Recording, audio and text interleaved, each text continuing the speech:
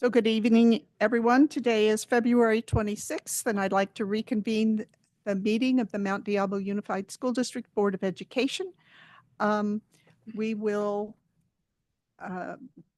do the land acknowledgement 6.1. We recognize that the Mount Diablo Unified School District sits on the territory of the Confederated Villages of the Lasan and the ancestral and unceded land of the Bay Miwok and the Northern Yokot, the successors of the sovereign Verona Band of the Contra Costa County. As members of the Mount Diablo Unified School District community, it is virtually important that we not only recognize the history of the land on which we learn, but also we recognize that the land we inhabit and learn on is the ancestral land of these people who are alive and flourishing members of the Mount Diablo Unified School District and the broader Bay Area communities today. Please stand for the Pledge of Allegiance.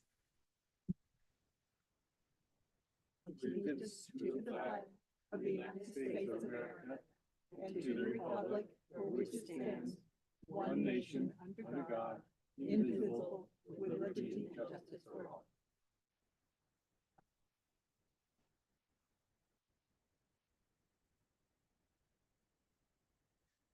Next is the review and potential approval of the minutes of the last meeting on February 12th.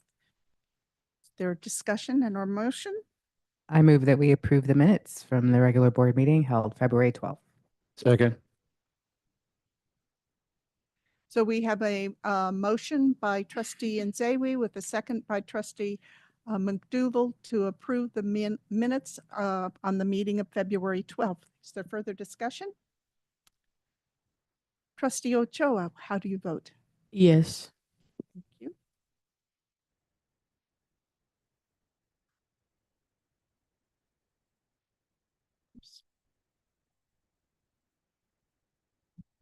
And that motion is adopted on a 5-0-0-0 vote with the support of our student board member. Next, we have the review and potential approval of the agenda. Dr. Clark, are there any changes? Madam President, no changes this evening. I make a motion we approve the agenda as presented. Second? So we have a motion by trustee Mason to approve item 6.4, the agenda, with a second by trustee Cound. Further discussion? Trustee Ochoa, how do you vote? Yes.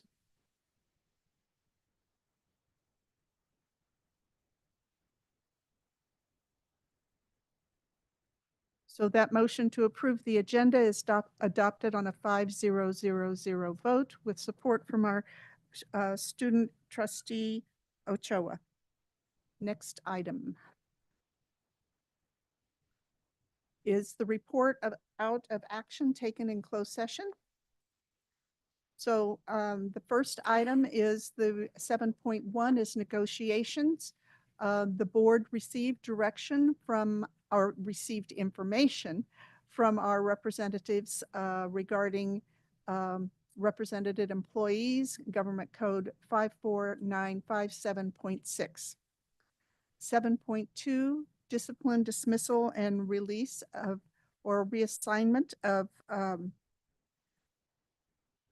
public employees. I apologize. Now that I've had cataract surgery, I can read there, but I need my glasses for close work. So it's taking me a while to adjust. So for the first item in closed session, by a vote of 5-0, the board took action to approve the non-reelection of the following certificated employees. ID number 47116, number 10844, number 16472, number 23665, number 48145, number 25685, number 12234, number 48284, number 47419, number 43962, number 45697, number 47105, and number 47100. Then further, in closed session, the board considered the reassignment of 2 principals and 2 vice principals under Education Code 44951, and by a vote of 5 in favor and 0 against, to direct the district to send notice that these individuals will be reassigned to a teaching position for which they are credentialed at the end of the 24-25 school year from their certificated administrative positions. Then further, in closed session, the board considered the release of 2 certificated administrative employees pursuant to Education Code 44951, and the board voted 5 in favor and 0 against to direct the district to issue a notice of release and non-reelection effective at the conclusion of the 24-25 school year. Then for item 7.3, conference with legal counsel, anticipated litigation, the board met in closed session with legal counsel to discuss a matter of anticipated litigation, significant exposure to litigation pursuant to Government Code 549569B, as was noticed on the agenda, and by a vote of 5-0 in the matter of AM versus Mount Diablo Unified School District, the board approved a settlement up to the stipulated amount. And then for item 7.4, liability claims, Government Code 54956.95. The name of the claimant was the Bay Area Community Resources. The name of the agency against which the claim is made, Mount Diablo Unified School District. The board met in closed session and by a vote of 5-0 gave direction to general counsel on a liability claim for damages pursuant to Government Code Section 54956.95 by the Bay Area Community Resources against the Mount Diablo Unified School District. And that concludes our closed session report out of action taken or not taken. We're ready to move on to public comment. Do we have any cards?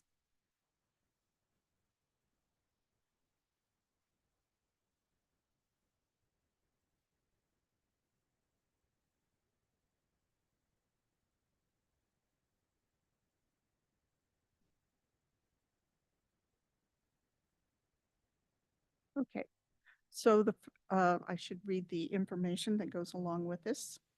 Apologize.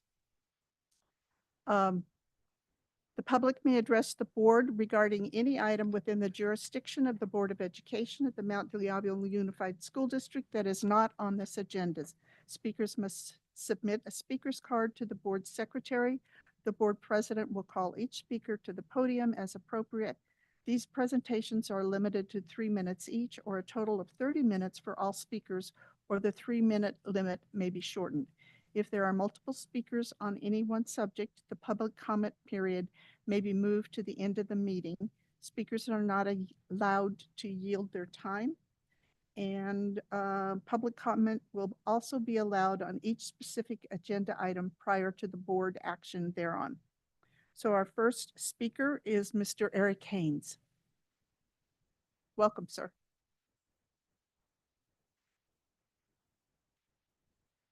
I might need to borrow your glasses because I forgot mine. Good evening, board. My name is Eric Haynes. Some of you know me. I've been a Concord resident for most of my life. My family's been in this school district since the 50s. So I speak with a lot of disdain for what's going on right now with the negotiations, because I respect our teachers a lot. I know you guys respect them too, but some of the things going on, I don't agree with. First, I'd like to say that in reading the superintendent's last report on the negotiations, it appears to me that he's trying to make it look like MDIA is being unreasonable. To try and make it sound like MDIA is unreasonable because they have opened almost every section of the contract is misleading, along with trying to say that only a handful of those changes would cost the district over $100 million. As a union member myself, I know that to open any part of a contract is only done because there is a real problem with that section and it needs to be fixed. The district made absolutely no movement from their previous offer of a 1% salary increase from 2025-26, 1% salary increase for 26-27, and no increase for 27-28, only a salary reopener. The claim that this is the best that they can offer at this time, even with over $200 million in reserves, Mount Diablo Unified School District believes that the COLA projections for these years are 2.43, 3.1, and 3.8%, though other sources project COLA will be even higher. This is not feasible with how expensive it is to live in this area. Little example of that, my high school water polo coach, the neighborhood that he owned his house in. I graduated in 1992. He bought that house, 2-story, 4-bedroom, raised his whole family in it, only income. I would love to see a teacher be able to buy a house in that same neighborhood that works in this school district. This district also continued to show their disregard for the amount of work that teachers do by completely denying the proposal for payment for any work after site time and deny more pay when forced to give up prep periods to cover classes. We need to do better for our teachers. I understand that you have a fiscal responsibility to this district, but we also have a fiscal responsibility to our teachers to maintain their benefits, to attract good teachers, quality teachers, and pay them appropriately. Thank you. Thank you.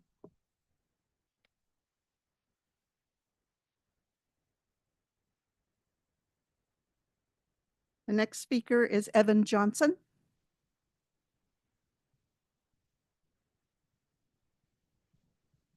Welcome.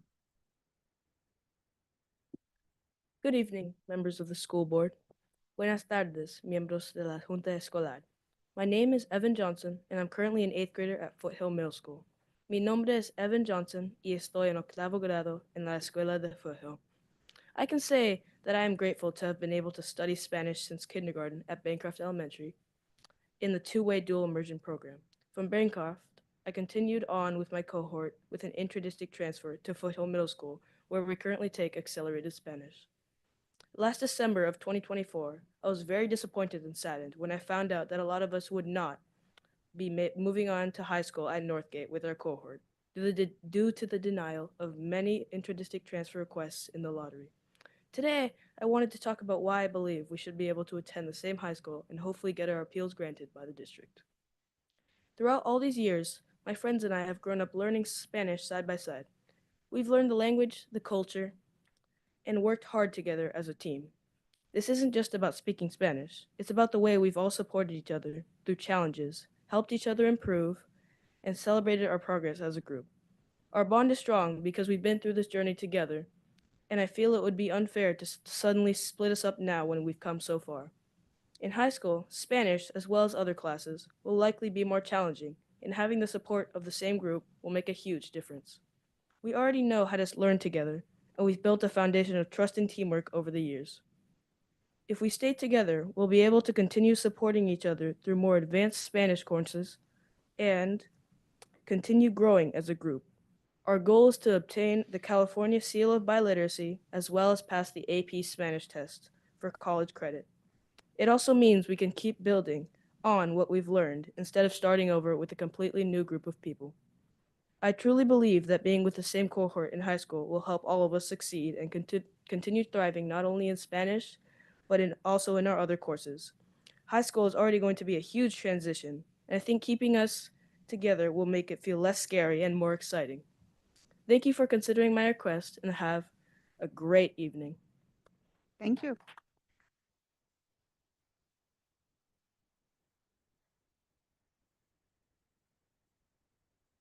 So now we have Aiden and classmates.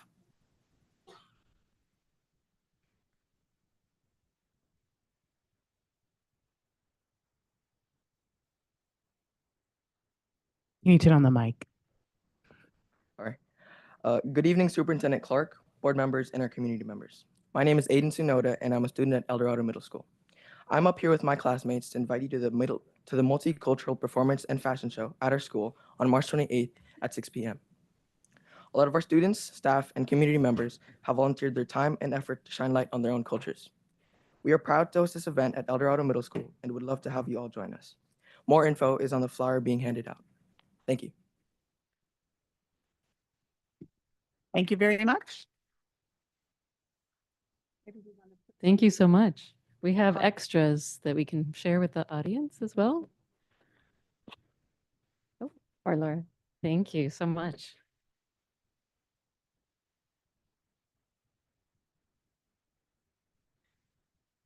The next speaker is Kara de Jong.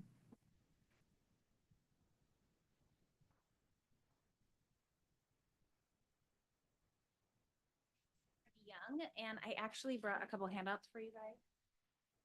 I emailed all of you last weekend. So I just wanted to put my face to the email and say hello.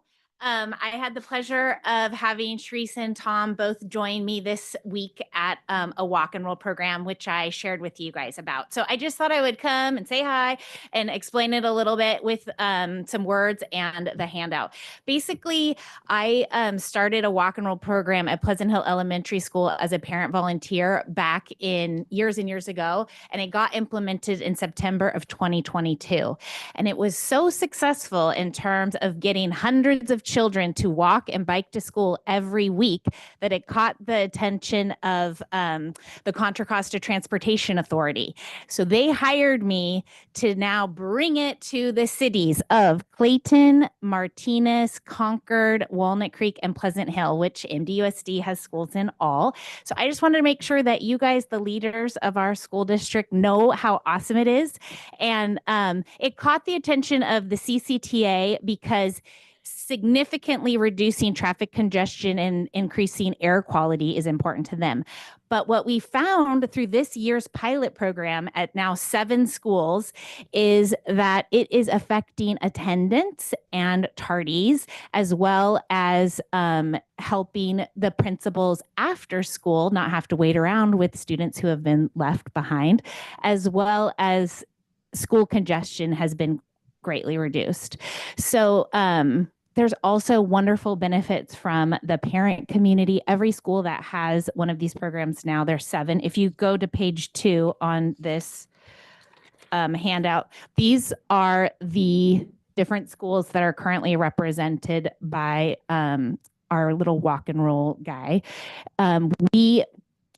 Basically the situation is it's like a $2,500 scholarship that we buy all the resources for the school, and then I come along with the scholarship and train the volunteers so that they can implement it smoothly and easily. And if they have questions, because I've run the program for 3 years, I can be there to help them. But we also hire a graphic designer who takes their mascot and then puts it on our bike. So the community gets behind that and kids really, really love it. And then the last little fun piece, and you can pass this around and look, these are the different.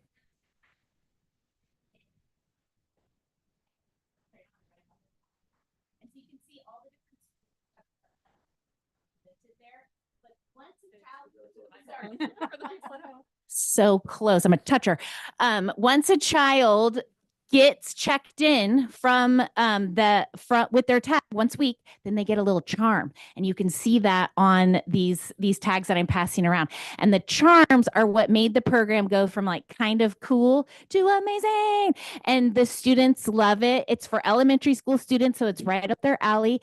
And what we say about the program is it's for the whole community to get to school in an active or environmentally friendly way, because once the students want to get to school, then the parents need to come too. Okay, and that's my time. Thanks.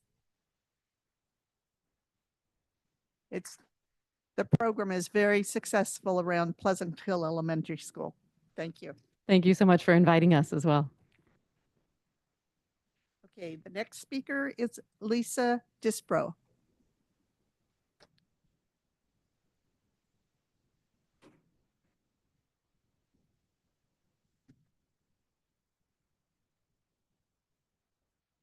Good evening, and thank you for giving me this opportunity. Recently, in one of the school boards in the county, a representative of the American Association of University Women stated, can you show me where the timer is? Oh, there it is. Thank you. That this year, President Trump would not be issuing any proclamations, recognitions of Black Americans, Hispanic, Jewish, and I think she added a couple of others. And I thought that was curious, so I went to whitehouse.gov. So I found that to be a really helpful resource. And guess what I found? On the very last day of January, the president issued his White House proclamation. And I wanted to read it to you because I think it's important for Black History Week. He would not be the president if it weren't for the large outpouring of support from Black Americans. Today, I am very honored to recognize February 2025 as National Black History Month. Every year, National Black History Month is an occasion to celebrate the contributions of so many Black American patriots who have indelibly shaped our nation's history. Throughout our history, Black Americans have been among our country's most consequential leaders, shaping the cultural and political destiny of our nation in profound ways. American heroes such as Frederick Douglass, Harriet Tubman, Thomas Sowell, Justice Clarence Thomas, and countless others represent what is best in America and her citizens. Their achievements, which have monumentally advanced the tradition of equality under the law in our great country, continue to serve as an inspiration for all Americans. We will also never forget the achievements of great Americans like Tiger Woods, who have pushed the boundaries of excellence in their respective fields, paving the way for others to follow. This National Black History Month, as America prepares to enter a historic golden age, I want to extend my tremendous gratitude to Black Americans for all they have done to bring us to this moment, and for the many contributions they will make as we advance into a future of limitless possibility under my administration. Now, therefore, I, Donald J. Trump, President of the United States of America, by virtue of the authority vested in me by the Constitution and the laws of the United States, do hereby proclaim February 2025 as National Black History Month. I call upon public officials, educators, librarians, and all the people of the United States to observe this month with appropriate programs, ceremonies, and activities. In witness thereof, Donald J. Trump. Thank you. Thank you. So we have no more, there aren't any more public comment cards. So we'll move on to 9.0 communications. I do just want to let our students know, thank you so much for coming. We have your event on our calendar, but if you all would like to leave right now, this would be a good time to do it. Thank you.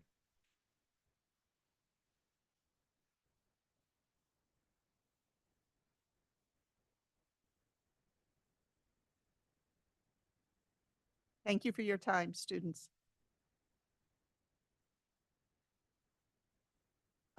So for district organizations, we have Linda Ortega. Welcome.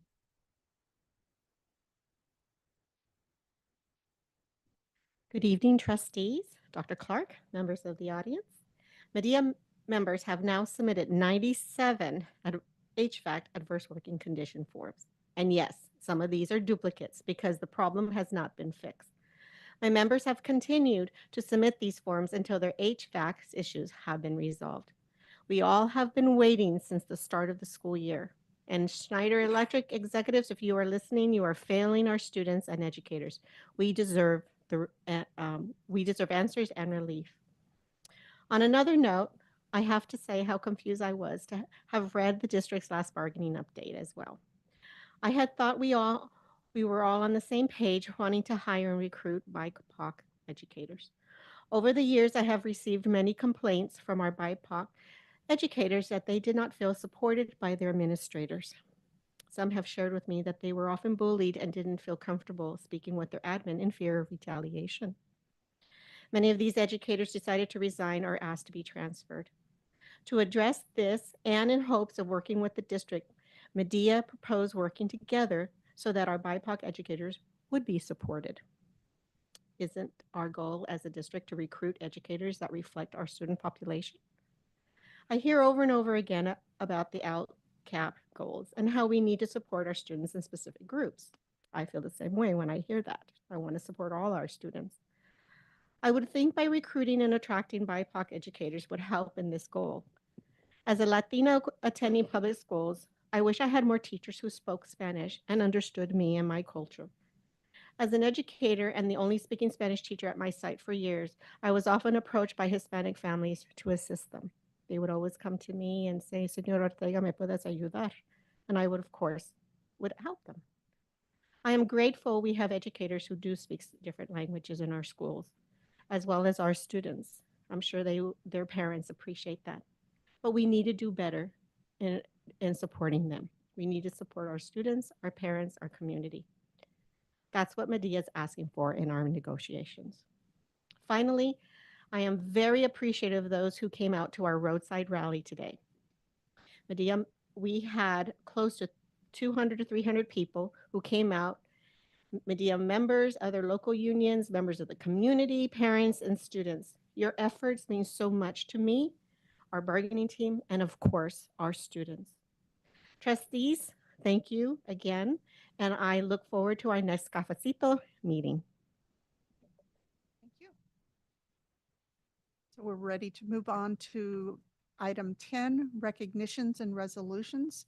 10.1 is the review and potential approval of Resolution 24-25, number 49, in recognition of Prescription Drug Abuse Awareness Month. Thank you, Madam President. This is a very important topic, and I hope that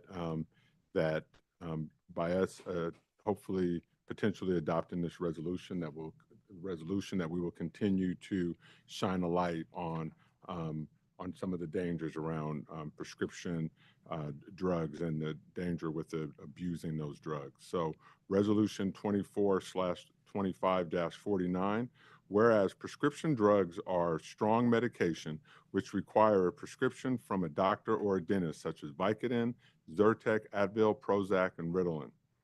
And whereas there were 22,474 emergency department room visits related to opioid overdoses in 2023, 7,847 deaths related to opioid overdoses in 2023, and 7,137 deaths related to fentanyl overdoses in 2023. So whereas the Mount Diablo Unified School District supports the DEA's next National Prescription Drug Take Back Day, which is April 26, 2025, from 10 a.m. to 2 p.m. So be it resolved that the Mount Diablo Unified School District board members encourage all community members to pledge, spread the word, one pill can kill. And before I officially submit this resolution, our hearts break for the 4 students in Santa Rosa that overdosed on fentanyl. And 2 of them unfortunately passed away, an 18-year-old and a 16-year-old.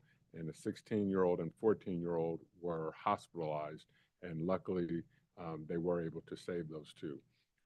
I also just want to bring light that our own Kelly Perkins, along with our team, was on KTVU today in studio, again, sharing the work that we're doing here in the Mount Diablo Unified School District around fentanyl. And she was also sharing her very tragic story, how she lost her own son to fentanyl. So, Madam President, I leave this resolution in the hands of the board. Is there a motion? Madam President, I move to approve Resolution 2425 in recognition of Prescription Drug Abuse Awareness Month. Second that. So we have a motion on item 10.1 by Trustee Count with a second by Trustee Mason. Is there further discussion? I just want to say thank you to Kelly Perkins and to the team and to the district for really supporting all of the work to get the word out about fentanyl awareness.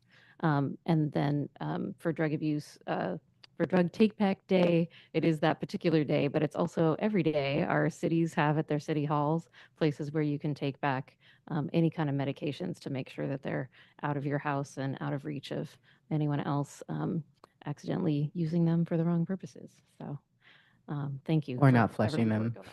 into Yes, our do water not flush supply. them, please, into our water system. And many of the pharmacies also have a bin where you can leave extra prescription drugs. Trustee Ochoa, how do you vote? Yes. Did we have a second? Beg your pardon? Oh.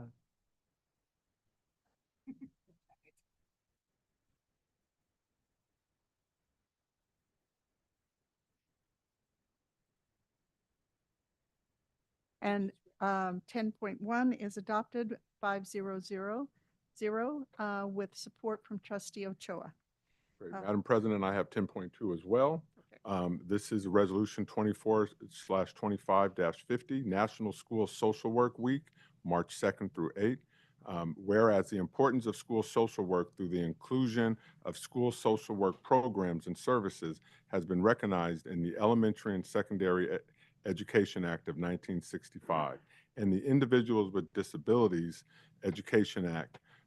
Whereas school social workers are exceptionally skilled in providing services to students who face serious challenges to school success, including disability, poverty, discrimination, abuse, neglect, mental illness, homelessness, bullying, and other barriers to learning. So now, therefore, be it resolved that the Mount Diablo Unified School District, number 1, supports the designation of School Social Work Week and promotes the 2025 theme, Social Work, Compassion, plus Action. Madam President, I now leave this resolution in the hands of the board. One day last year, I'll make the motion. One day last year, I happened to be in a wellness center, which is run by a social worker and had social work interns in it. And a student came in, this is a high school, and a student came in and they had an issue that they didn't feel like they needed privacy for. So they sat down with an intern and I got to hear this very teenage story of that was really important to her. And I loved though that she so easily sat down with a social worker and told her story and worked through a good solution for overcoming this really age appropriate challenge. And so it's those things that to us might be trivial. And it's the bigger things that Dr. Clark even mentioned in the resolution. And so yay, school social workers and social work at school. I move to approve resolution 2425-50 in support of National School Social Work Week. Second that. So we have a motion by Trustee Nzewi with a second by Trustee McDougall on item 10.2 in support of National School Social Work Week. Further discussion? Trustee Ochoa, how do you vote? Yes.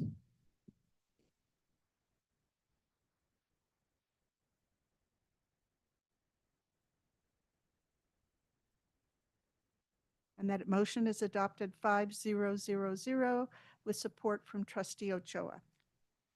Ready to move on to 10.3, Dr. Clark. Madam President, in recognition of, we have Resolution 24/25-51, in recognition of March as Women's History Month. Whereas American women of every culture, class, and ethnic background have participated in the founding and building of our nation, made historic contributions to the growth and strength of our nation, and played a critical role in shaping the economic, cultural, and social fabric of our society. Whereas the history, social science framework for California public schools, kindergarten through grade 12, adopted in 2016, states that the history curriculum of the community, state, region, nation, and world must reflect the experiences of different genders, racial, religious, ethnic, and cultural groups, and must be integrated at every level. Now, therefore, be it resolved that the Mount Diablo Unified School District proclaims the month of March as Women's History Month and encourages all schools to commemorate this occasion with appropriate instructional materials. Madam President, this resolution is now in the hands of the board. Thank you, Dr. Clark. We have a public comment card on this item. Lisa Disbro.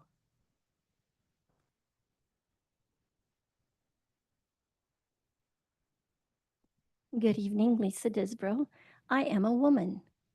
I am a biological woman.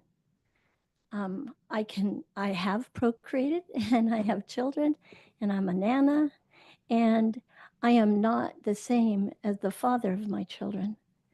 I am a biological woman and I'm in opposition to the all genders reference in the resolution. You have an obligation to protect the well-being and the safety, the physical safety of females by protecting and securing sports and private spaces for just females. And your resolution recognizes all genders, which is unique in American history. And the overwhelming population of California opposes this concept. People across all party lines, ethnicities, religions, political parties believe that children are either male or female and those biologies should be respected and not put into the cultural transformation agenda, and that your job is not to do that. So members of the board, As a woman that was born in the month of March, I would like to make a motion that we approve Resolution 24-2551 in recognition of Women's History Month, and also a woman that believes everybody has the right to think, believe, and feel what they want. I will second that, and I would like to add to the discussion that we are here to educate all of our students, no matter how they identify, any gender. We are here to support every single one of you and protect you in our schools. so we have a motion by trustee Mason and a second by trustee Cound on in recognition of Women's History Month. Is there further discussion? Yeah, I'd like to make a comment on the inclusion of all genders in this resolution. I disagree. So I think that we should strike that part from it. That's my opinion.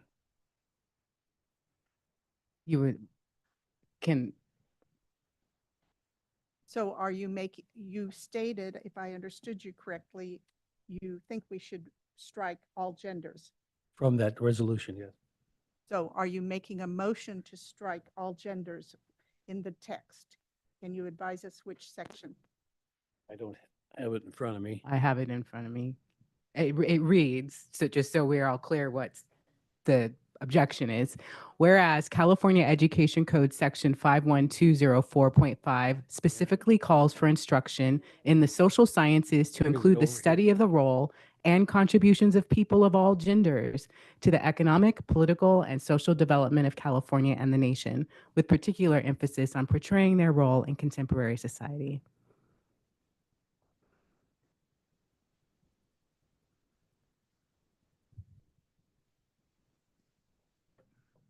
Is that the fourth paragraph? It's the fourth from the bottom.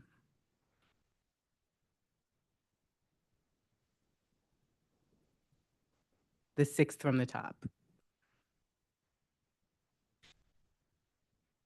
This is education code, so we don't actually have a choice here. This is state law.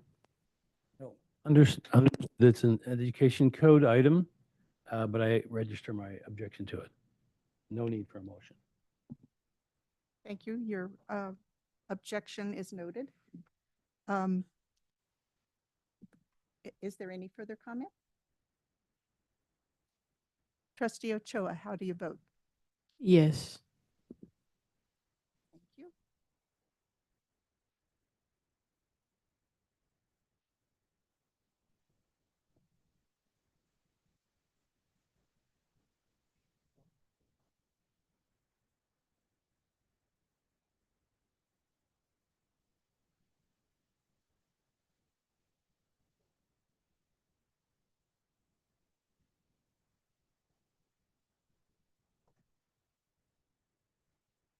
So on item 10.3, the vote is 5-0-0-0.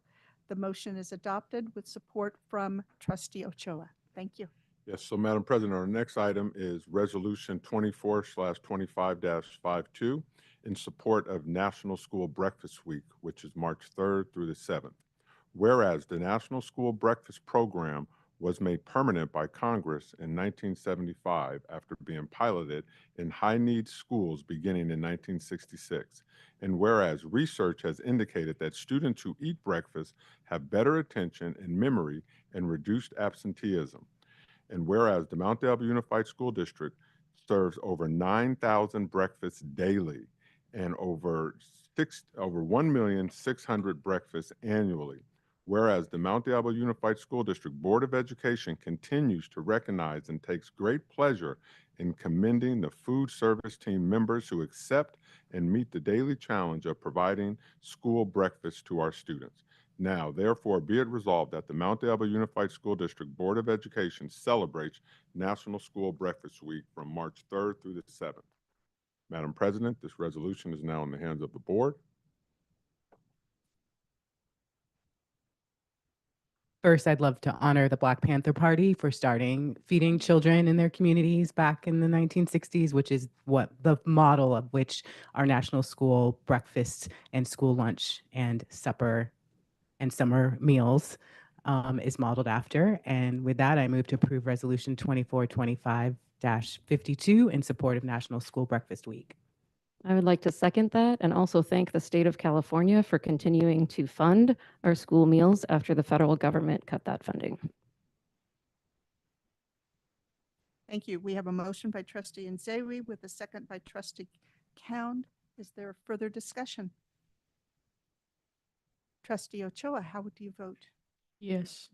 Thank you.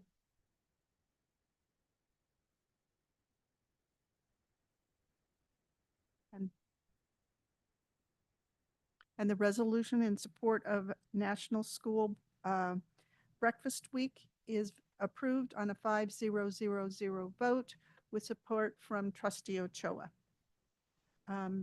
Next, we're going to move on to public employee appointment, 11.1. Dr. Clark.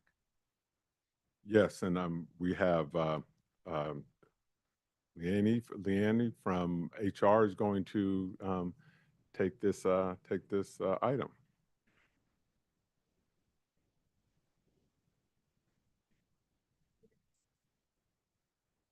You have to turn on your mic. Green. Hi again. Good evening. The Human Resources Department is bringing for the board's review and potential approval the appointment of Lucia Antonio as the program specialist with special education.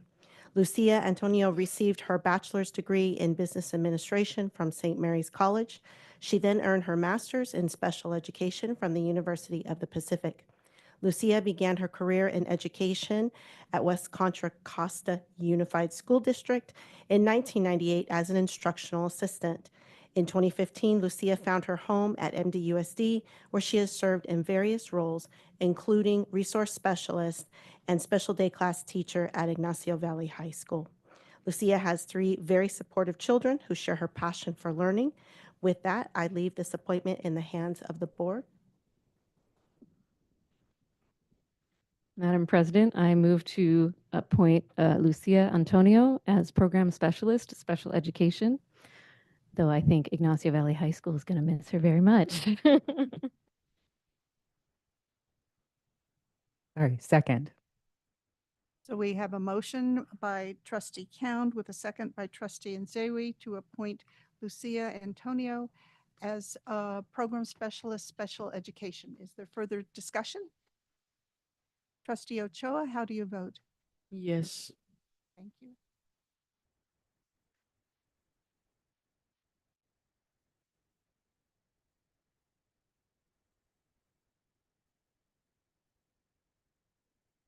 And the appointment of Lucia Antonio is approved on a 5-0-0-0 vote with support from trustee Ochoa. Is she here tonight? No, okay.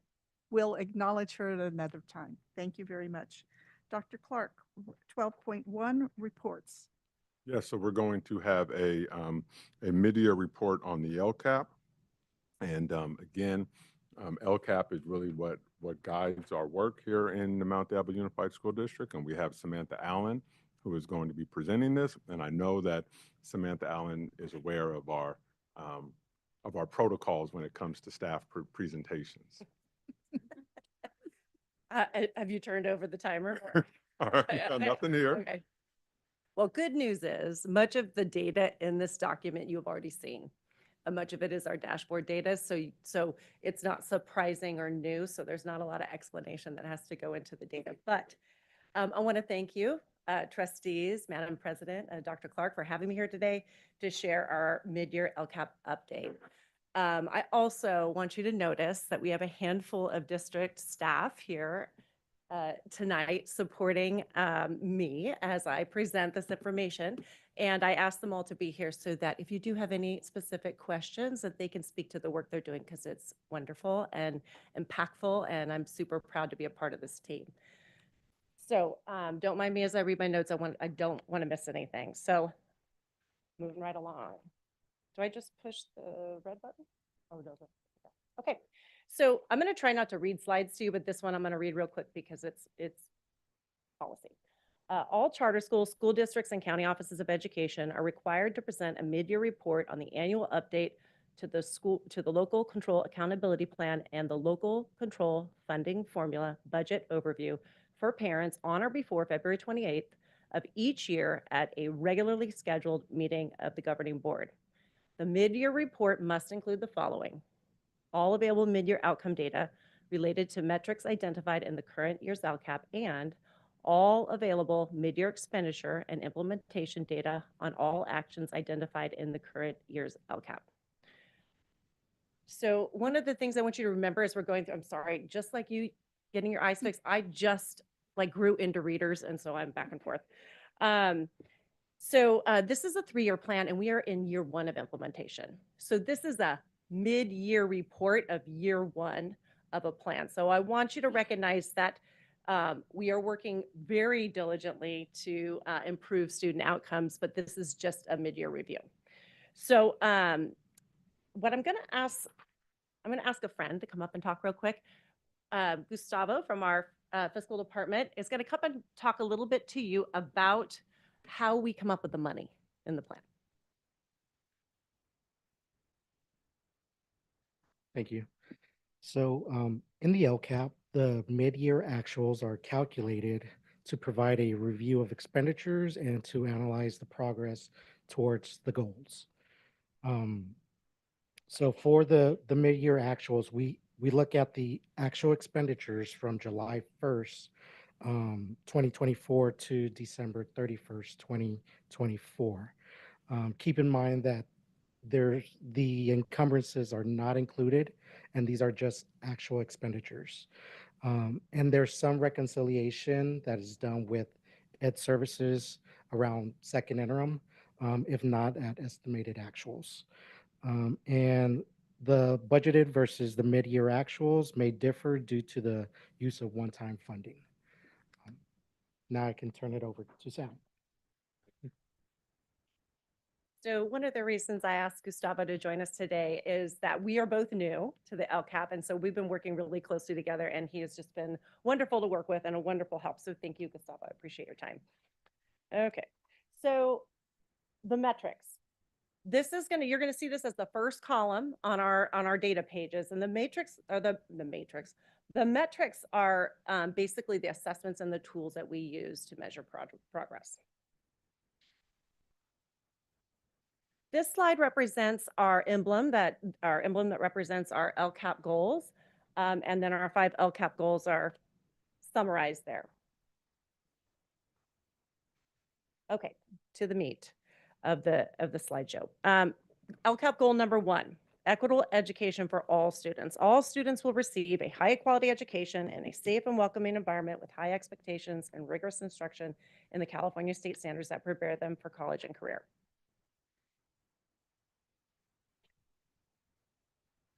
Okay, so this is the slide I'll probably spend the most time on, and then we'll sweep through it real quick, just so you understand what everything means. again, I'm going to go back to the metric. The metric is the actual assessment or tool we will use to measure progress. The baseline is the data from the 2023 CASP. Some of our baselines will be SEL data, it might be CalPADS data or ARIES data in other areas, but the majority of our data comes from the CASP. The target is the goal that we set. Now, I want to remind you, we built the LCAP last spring, right, using 2023 CASP data. We set our goals or our targets last spring, which means the 2024 CASP data that is in the blue column, the actions that we took based on the targets that we set would not have impacted that data yet because those actions began this year. Does that make sense to everybody? Okay. So I just want to make sure we're clear. That doesn't mean that we didn't make progress in certain areas, but I wanted to make sure we understood the timeline. When we move into our next report, you'll start seeing some movement. At least we believe you will. So one of the things I did a little differently was we've seen this data and we've been talking a lot about what's been working and what has not been working and what we need to do. What I highlighted this time was I highlighted some areas where we did grow, and there's a reason why. It's not that we grew a lot, and it's not that we've landed the plane yet. But what I wanted you to notice was there's a trend in where we grew. And this is an important thing to understand about our LCAP. That is that we utilize the LCAP to identify the resources that we're going to use to impact student progress, right? So we made a commitment 3 years ago with TNTP to focus on math. We started year one with TNTP where we just made sure every classroom was teaching the grade level standards. Every classroom had the curriculum that they needed. Year two, we actually talked about what does learning look like? So this would have been last year. We walked classrooms together, deciding what strategies are working, what are not. We had teachers in groups together learning about how to teach the most recent research-based strategies in the classroom. So it is important to recognize that we do have some growth, and it is in the area where we put all our resources. So I want to be thoughtful about that.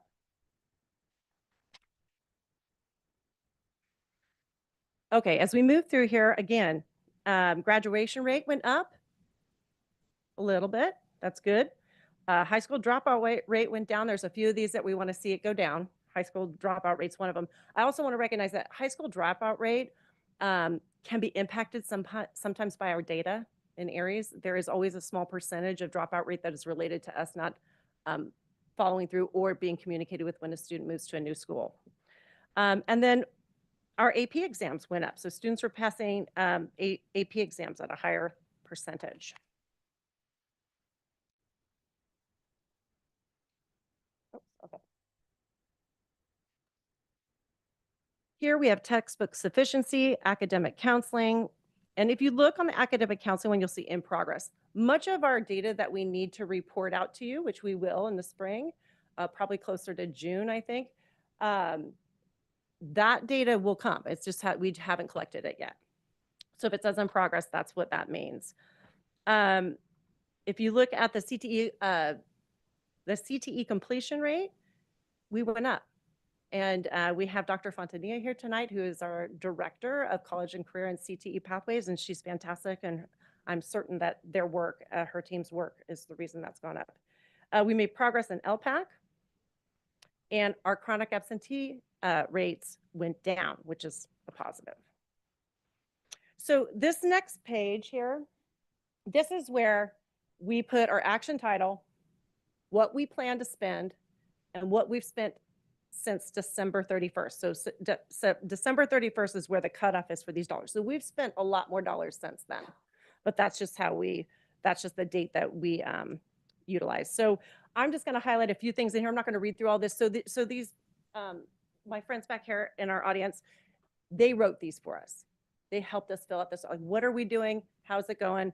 So one of the things I wanted to bring up under foundational literacy. So remember I told you TNTP, we brought them on board and we worked on math. This year is the first year that we added literacy to the professional development. So you'll see on the second line under foundational literacy, Wonders Science of Reading, Language and Literacy PD for all K through 2 teachers in the fall and 3 through 5 teachers to be trained in the spring. So we should expect, based on the impact we've had with our math, that we should see impact on literacy real soon.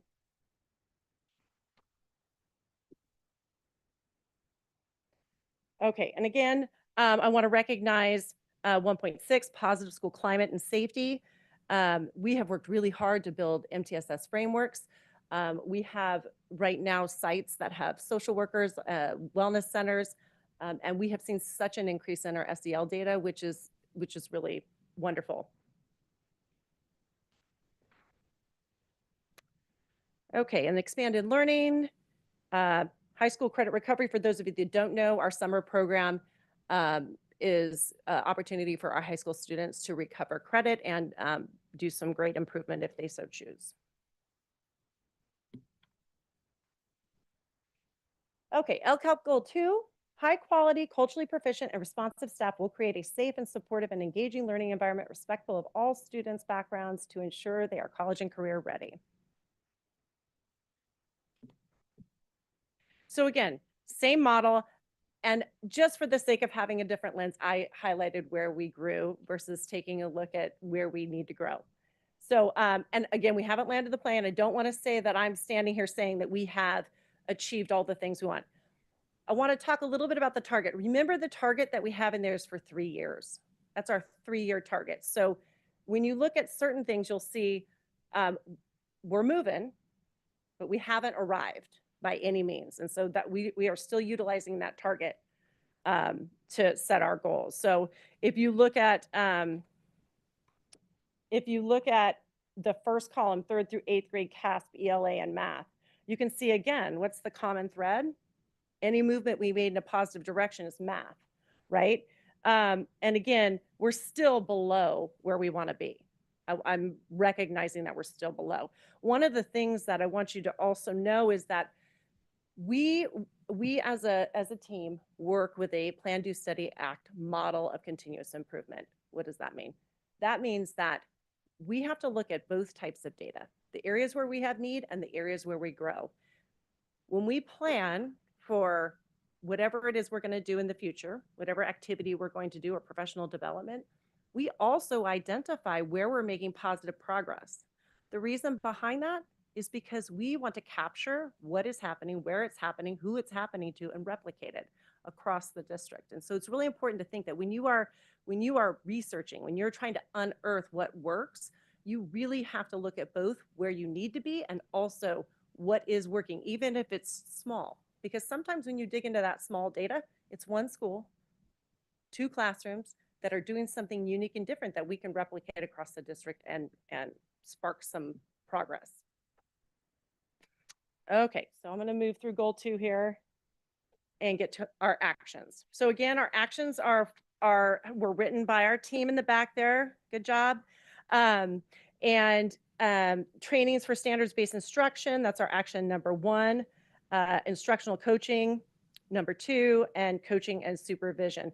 All of our sites have an ILT team. That's an instructional leadership team. I know there's lots of acronyms in here. I tried in most places to kind of write them out, but an instructional leadership team is a team of educators, administrators who are setting a vision and goal for the school that's aligned with our LCAP and then providing support at their sites. So that is great. Okay, so moving on, classified training, professional development. For classified staff, we offered CPI training this year, 2.5 recruitment and retention of diverse staff. NDSC will be participating in the Spring 2025 Career Expo hosted by Jackson State University.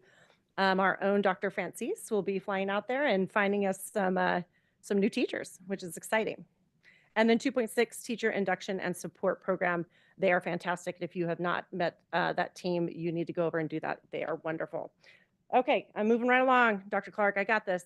Okay, goal 3, parents and family. I'm not going to read that one all the way through. So let's get to our metrics here. So when we think about how parents can be involved in and we know when parents and families and community are happy is when kids are coming to school, and when kids are not chronically absent, and when kids are not getting suspended or expelled. So those are the data points that we use, the metric that we use. Again, the baseline there is that 2023 data. And you can see we have done better in chronic absenteeism.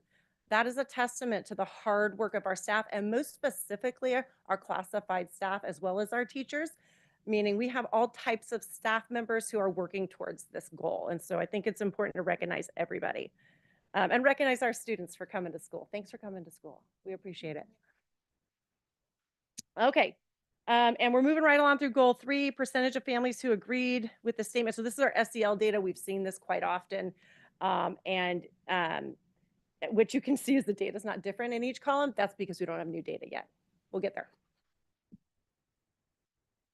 And then again, I do want to commend Dr. Clark and Ms. Brandt over here, and we just communicate so well. I think it's fantastic. So I'm super proud of our Friday letter and our board updates and all those things. I appreciate the board updates, the opportunity for us to communicate publicly. It's really, really a great way to let the community know what we're thinking about, and for us as a team to have time to think through and answer. So communications going well.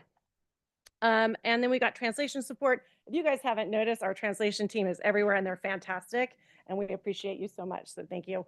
And then again, we talked about this tonight for family nights. The fentanyl awareness is just an amazing opportunity for families to get ahead of something that's just really scary. And so we appreciate that. And I'm really excited about our APACs. We have, I think it's 24 now, 24 APACs across the district.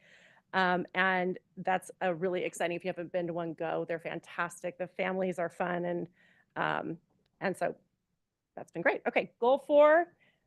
So this is where one of the things that we are super proud of as a district is the fact that we are not only committed to saying that all students will. We're committed to saying that we know we have groups of students that need more from us. That's huge. And it's really important because it really helps us as we think about how to make commitments with our resources. So this data is really exciting. So here's another example like I gave you of TNTP. If you see, look at all the places where we did well, where we progressed. This is a tribute to the commitment we made to our focal scholars. This data shows you that when we put our resources and we put our time and our energy into where it needs to be to make progress, that we make progress. And so our focal scholar team, and we have some members here tonight, have done an excellent job of reaching out to families, making campuses more welcome, working with students to help them increase their grades, talking to families, providing tutoring. I mean, it's enormous the work they've done with how little resources they've had. I mean, I'm saying we've given them quite a bit, but they have done a lot with what they have. So I want to be thoughtful of the fact, look again, what's up there though, math. So that, again, I really feel strongly that our commitment to our professional development and consistency and coherence has created this trend of an increase in math. Okay. So, and a couple more metrics for goal 4. We've got our graduation rate again by groups. Our English language learners went up. Our students experiencing homelessness went up. Students with IEPs went up. Chronic absenteeism went up for African American students, English language learners, and students with IEPs. So that's all very exciting. Okay, and one more. And again, I'm just going to have you take a look at where we went up and recognize that we are moving in the right direction. We are not moving as fast as we want to. We're not making as great a leaps as we would like to, but progress is progress. And once you break the seal and start making progress, it becomes something you can replicate. And I really want to push that through. Okay, so I'm going to keep moving. Goal 4, and here's our actions that we took. And if I could, I would read you all of these because they're so amazing, but I'm not gonna for the sake of time. I want to say we have just done some incredible like field trips and opportunities for students in our district. Our HBCU fair that we held at Mount Diablo every year is so incredible. Again, if you haven't gone, go. It is so amazing. Our CTE fair, our focal scholars, honoring our focal scholars, our different nights where we honor our focal scholars. It's just, we've done a really excellent job. Our focal scholar team has actually done a very excellent job of making sure that we are honoring students for progress. And I appreciate that. Support for foster youth and students experiencing homelessness. And Dr. Reed, as you all know, is fantastic and out there helping us with that. Okay. So actions for goal number 4.3, support for English learners and supports for long-term English learners. And so if you all have read through all these and have any questions, that's why I brought the team tonight. But again, I'm not going to read through every piece. Support for students with IEPs, professional development provided to staff in areas of instruction and implementation. And then again, all these things are still in progress. So as you notice, we have not spent all the money because we still have a few months left of school. Supplemental funding and accountability. Okay, and this goal right here, goal 5, which is from Crossroads and Olympic, is connected to our equity multiplier. And if you don't know what that means, it means that schools with a large percentage of students with free and reduced lunch requirements and a high transience rate, which means students moving from school to school. So they are required to add a goal to our LCAP. And so that's why it's just these 2 schools. And it makes a lot of sense in our continuation schools that we would have a higher percentage of students who have moved through a couple schools because you move from a school to get to a Crossroads or an Olympic. And so again, I want to look at their suspension rate. Those of you who know, Olympic started our Yonder bags, and they have had such an amazing impact on student engagement. I should probably have you come up and speak. Aren't they wonderful? Yeah. So we've had just, and you have a great administrative team as well, and some really wonderful teachers. So that helps. But suspension rates have gone down, graduation rates have gone up really quickly.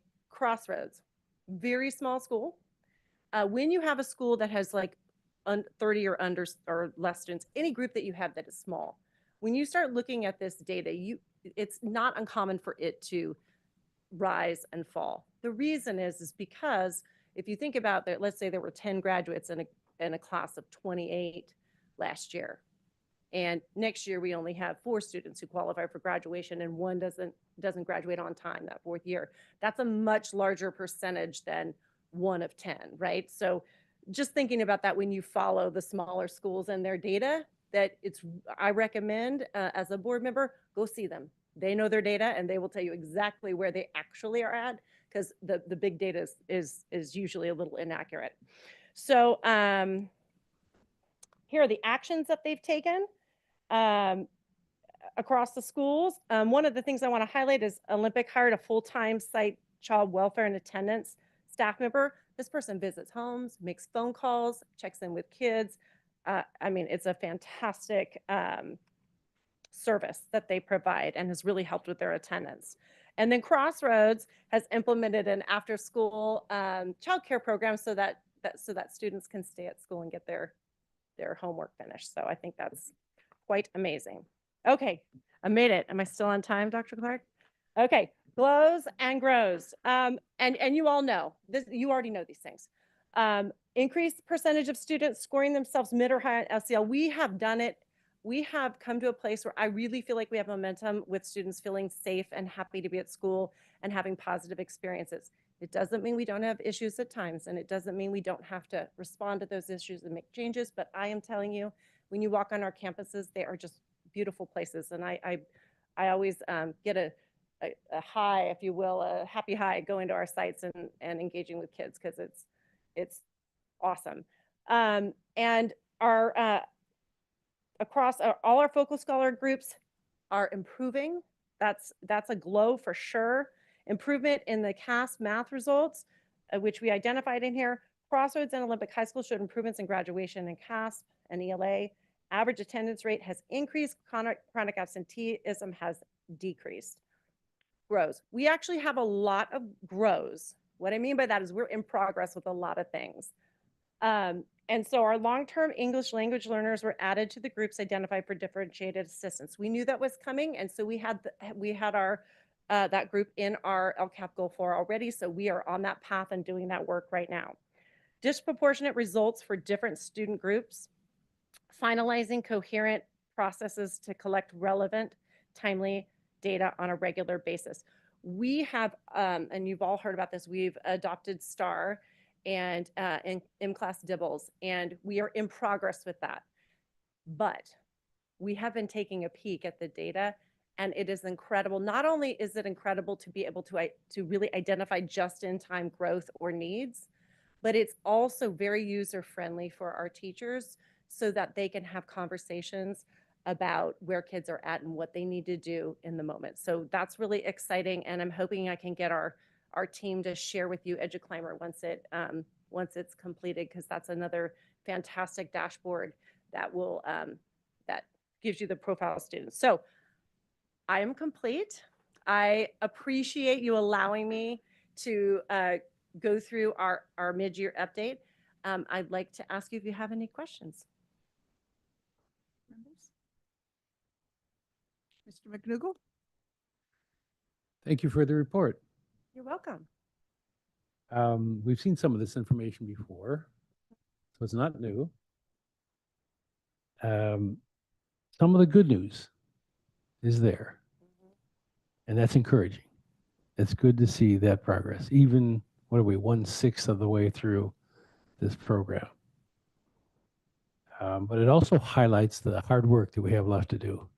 It does. We can see there's a lot of work that remains. I do have a question, this slide. Surveys will be sent out to all educational partners, labor partners, SAC, and so on and so forth. Who is part of the educational partners? See the advisory committees, labor partners, those are our educational partners. Okay, so it's all those members there. So I should have said that. I apologize. I did not read that. So yes, our LCAP process has a timeline. Our next step is to survey basically everybody in our school community, teachers, students, staff, advisory committees. If you haven't been or have been to one of our parent advisory committees, our CAC, our PAC, though we will be surveying or talking with those groups, they'll be doing activities that give us some feedback related to the LCAP goals. And also ideas, like things that they think their schools need.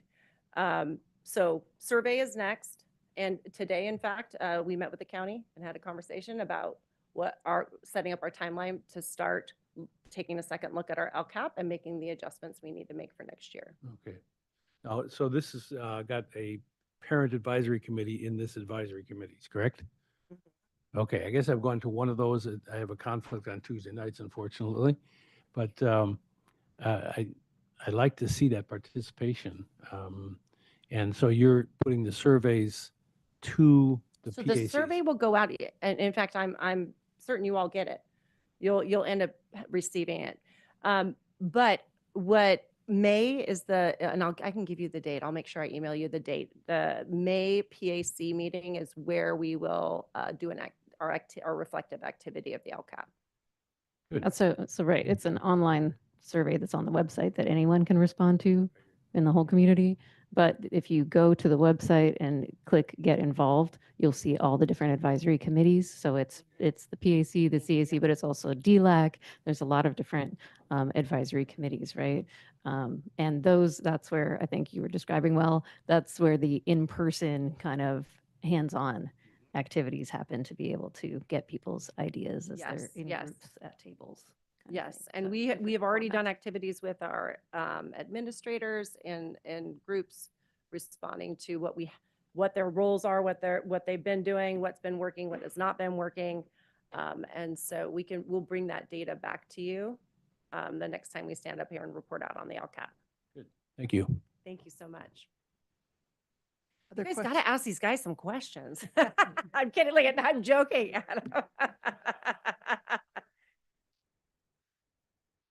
Well, we appreciate Well, the I hard had a work. few you do. things then. Okay. I want to say excellent work. I know there's so many great activities in here that have been really well thought through, and I'm really excited about. And like even when you were talking about summer school, right? We are very fortunate to have that and be able to still be offering summer school. I know there are many districts around us that are cutting things like that, and they're having to make massive cuts to a lot of these types of activities. I don't know if someone has the answer to this tonight, and if not, that's fine. But I saw in the foundational literacy, it says Hegarty pilot in TK. I don't know if anyone wants to talk any more about the literacy trainings that are happening. If not tonight, that's okay. I'd love to see it as a future topic. Hi. Well, they can't hear, the public can't hear you unless you speak in the mic. Good evening. We had Joni Cuneo, one of our TOSAs from our department. She works with our TK teachers extensively, and she has a pilot group this year working through Hegarty early phonics. So we had really rolled out TK very play-based, all at the foundational skills of preschool. And so we're wrapping in early phonics, which is really exciting, and we're likely going to go full program next year. But right now we have a pilot group launching it under the guidance of Joni and Margie Kalbeck. Wonderful. I think I saw the kits for that. Yeah. Yeah. Yep. Oh, fantastic. That's so great. Yeah, it's awesome. We're excited. Okay. And then let's see. Did I have another question? I think I mentioned that one. Oh, I was also just excited about the Crisis Prevention Institute training and the restorative practices training. These are just really excellent things to be doing. I think the main thing that I've been thinking about lately is our literacy program. I was just listening to the podcast Sold a Story that had a new episode drop last week. So I don't know if any of you heard that one, but it was they were sharing a story about a school district called Steubenville that's in a low-income community where 93 to 100% of students have passed the state reading test for the past 20 years. It's a really cool example. And it just got me thinking about there's so much I need to learn about all the latest things about what are the best practices. And I can see so much in here about the trainings that are happening with the science of reading and the phonics that you were just talking about there. So I would just love to continue learning about that as it rolls out and goes forward. I know by June, we need to identify for sure which screener we're using, right? Yeah, and we're And- committed. We're committed to M-Class Dibbles. Okay, Yeah, okay. I so know we were piloting a few, so we're okay. ready to go. Okay, fantastic, great. That's it then. I think I just wanted to mention just to the public in general that I did notice also the California Department of Education has 2 reading webinars coming up that I'm excited about. And anybody can sign up for them. They have Screening Multilingual Learners on Tuesday, March 4th, and Addressing Reading Difficulties on Tuesday, March 25th. So I love that we're getting support at all levels for these things as well. Well, thank you so much. Further questions? Sorry, I'll just make a comment. To this whole team and Dr. Clark, I really appreciate the transparency of the data that we always have at these meetings. I love data. I hate spreadsheets, but I love data. And I appreciate that we recognize that while there, might be a 0.1% growth, that's probably not statistically significant. I don't know. Is it? I did take statistics way back in the day, but that the growth is for many areas is very small and very not meaningful. And I know that we're only in year 1, but or year 1 of this part of this version of our LCAP. And this is a half-year report. Half year, So yeah. yeah, I understand that. And I just hope that we don't shy away from taking bold measures and taking bold risks, because what happens across our nation is we just do little things. We try a little thing here and see if it works. But nothing is really moving the needle. And I know that we all want to move the needle. I'd also love to know, like, maybe the mid-year next year, is if any of these programs efforts have been evaluated, and not just using the let me get to a good slide so I give the right heading. not just the between baseline target and then the moment in time that we're reporting on. We can have that, but like really program specific evaluation or strategy specific evaluation, and especially on things that we've made a real dollar investment in, that we know that this is a worthy investment, or maybe we should pivot. And we are actually in the process of doing that, so I will make sure that we update you. I would say one question that I would ask those that are here to share with us, if there's one thing that you want to share that you're like most excited about, some activity that we're doing in our district that you think is really making a difference. I can speak for Susan Hartwig, and she would say a literacy in the science of reading right now. I would absolutely say that, and I think all what do you say? Oh, the trainings all the way K-5. I was like, is that a motto? I just want to, if I could just jump in, I just want to, Samantha is, she's in her first year in this role. And I really want to thank the team, because as you see, our team is all here, and each of those members are highly skilled in what they do, and they all bring a level of passion. And as they come together and work together to really focus on our students, we are doing like so many incredible things that are happening, that where we are leading in this work. And it is not, not that Samantha woke up and said, this is all what we're going to do. It's bringing, it's how does a leader bring together a group of experts, and from those experts come up with a plan like this, and come up with actions, and stay focused on the goal. Every one of those people is being pulled in separate directions. And what Sam's job is to keep them all together and rowing in the same direction. And I have been very impressed how that has seamlessly happened during this school year. So you all should be very proud of the team that we have together, and under Sam's leadership in doing what we're required to do, which is this LCAP. So thank you. Thank you. So thank you to everyone that's here tonight. I know that you've worked very hard. I know some of you personally, and I know your level of commitment to our students and our families. So thank you very much.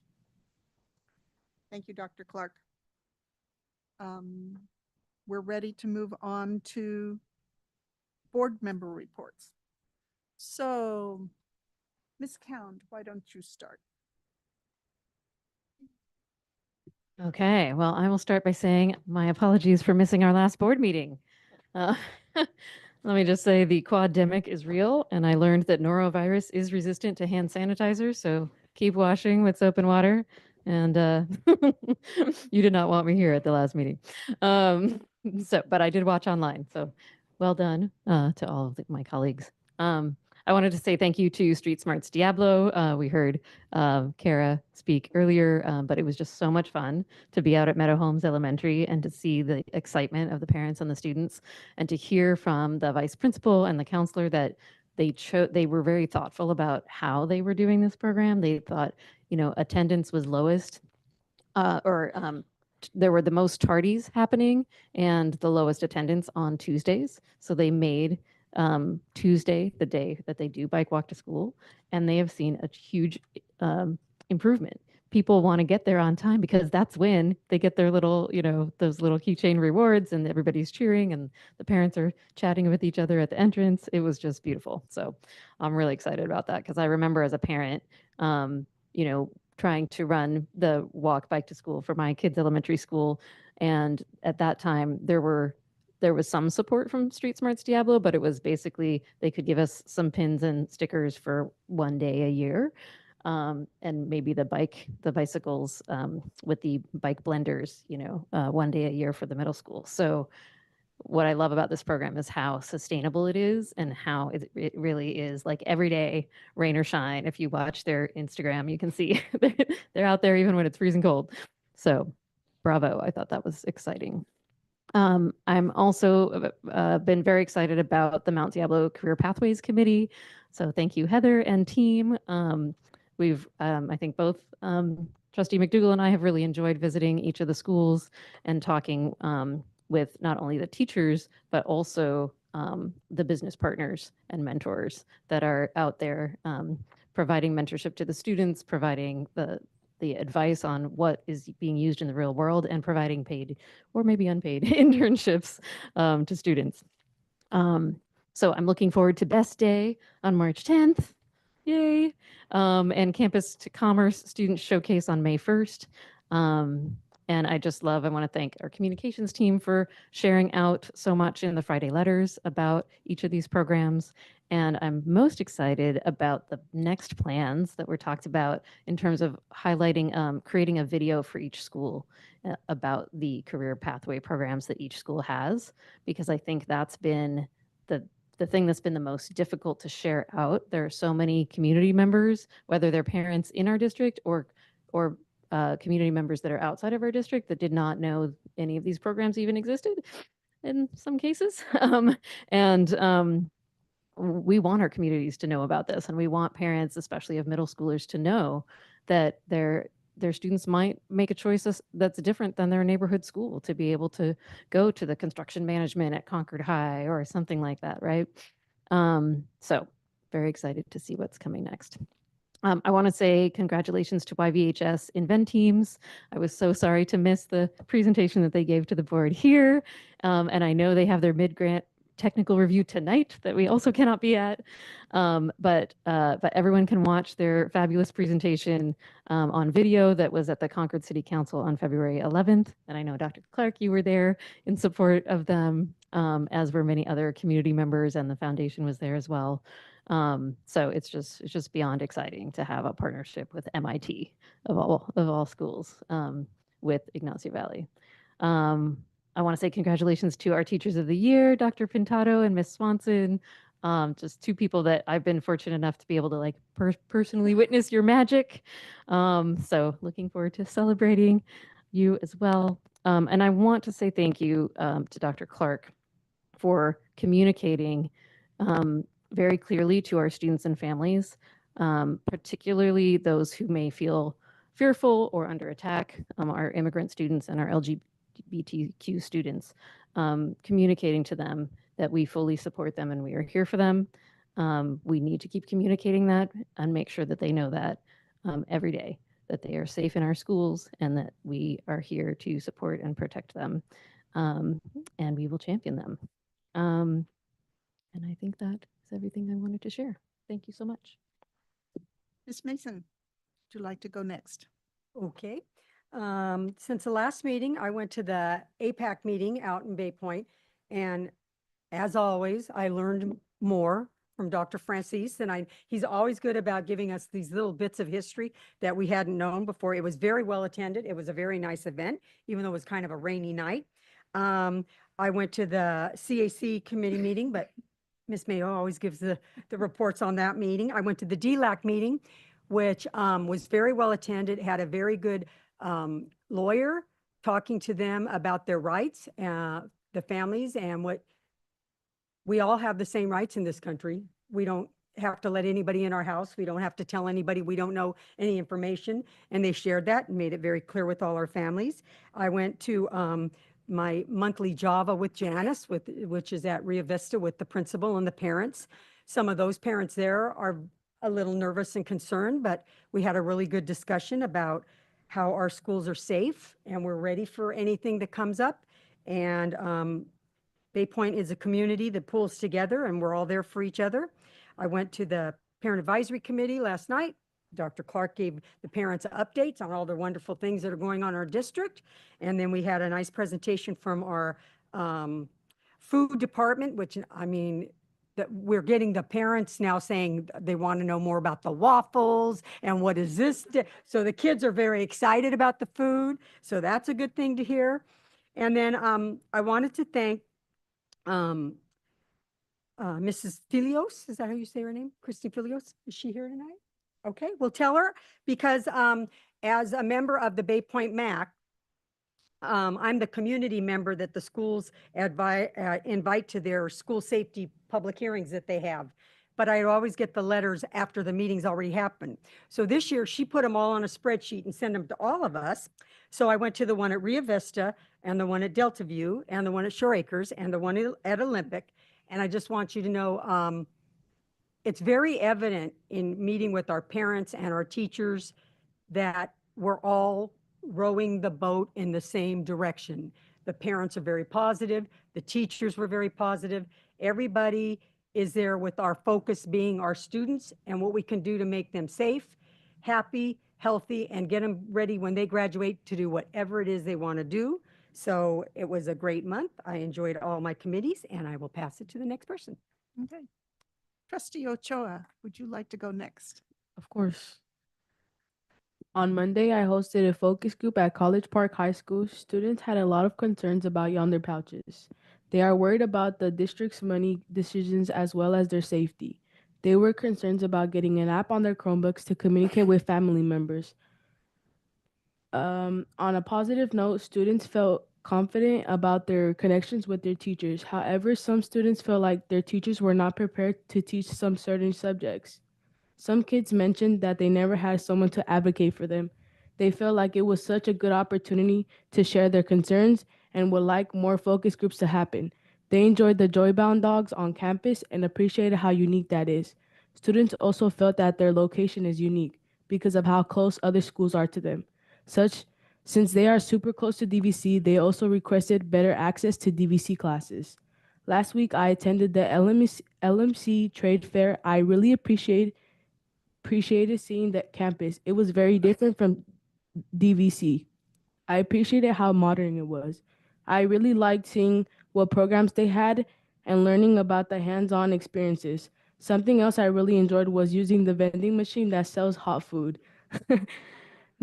The staff members were very welcoming throughout the field trip. I got to see new trades that I never heard of or known before. I didn't even know these options were available. I really appreciated being able to talk to different people from areas and different trades. Thank you. Very nice report. Thank you. Thank you for the information about from College Park students. It's good to hear. Mr. McDougall.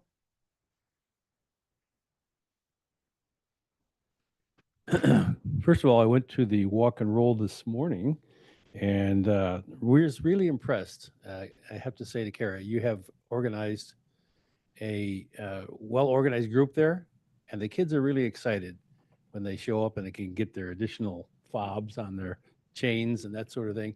But the fact that we're using this technology where we can just read it right away and see the 10th visit or whatever really is using the technology to a good effect.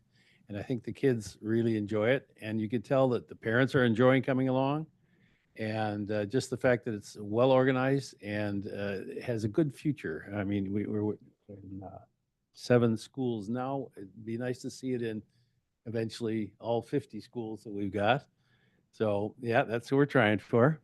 But I was also impressed with the fact that you could measure increased attendance and cutting down on the CO2 that's going in the atmosphere, lower traffic, those sorts of benefits that really are really helpful to the schools. And of course, being frugal, I like seeing that attendance increase because that means more money comes in when more people attend. So that's a very useful tool I think we have there and should be encouraged. I will attend my final CTE meeting tomorrow. It's our 8th in the series, and Heather's been doing a good job of organizing those. And it's on consumer services tomorrow, a new field. So should be really interesting to hear what your plans are for that. I feel that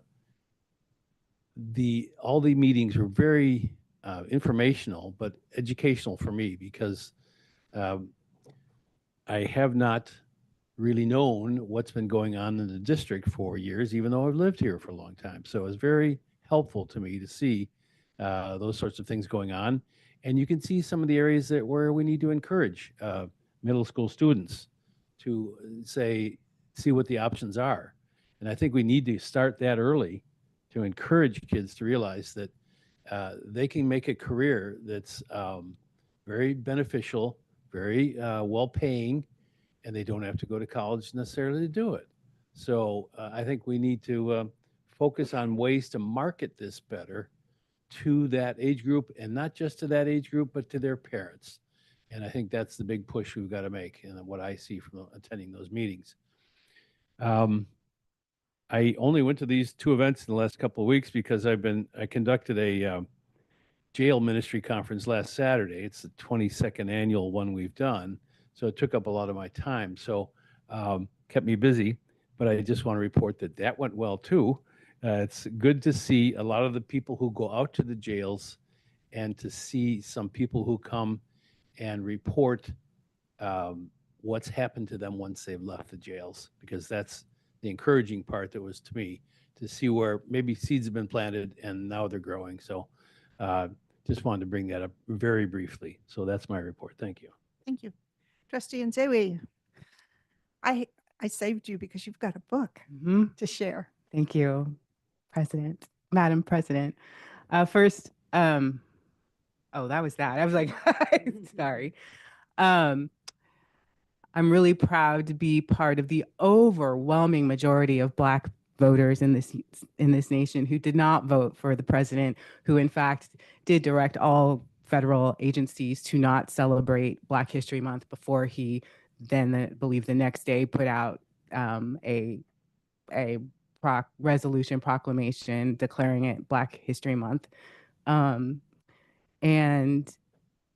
yeah, but as we close out this Black History Month, and this week is Black Children's Book Week, and next week I think it's Read Across America.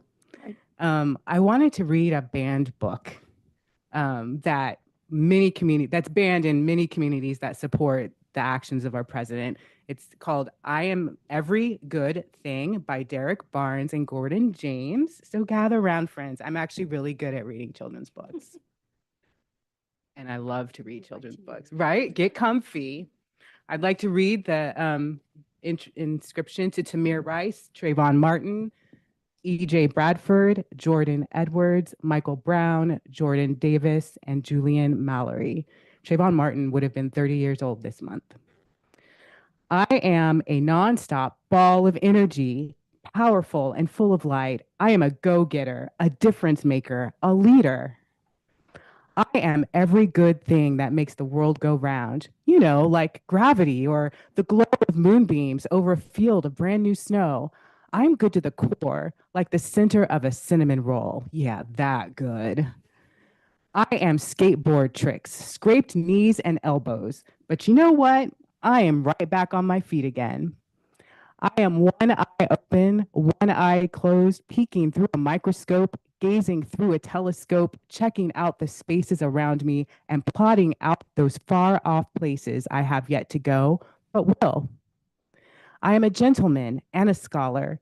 I am kind and polite, like yes, ma'am, and yes, sir, helping my grandmother cross the street and saying bless you when a stranger has to sneeze. I'm a breeze, a perfect paper airplane that glides for blocks, for miles, forever. I am a roaring flame of creativity. I am a lightning round of questions and a star-filled sky of solutions. I'm an explorer, planting a flag on every square foot of this planet where I belong. I am a sponge, soaking up information, knowledge, and wisdom. I want it all, and I am all ears.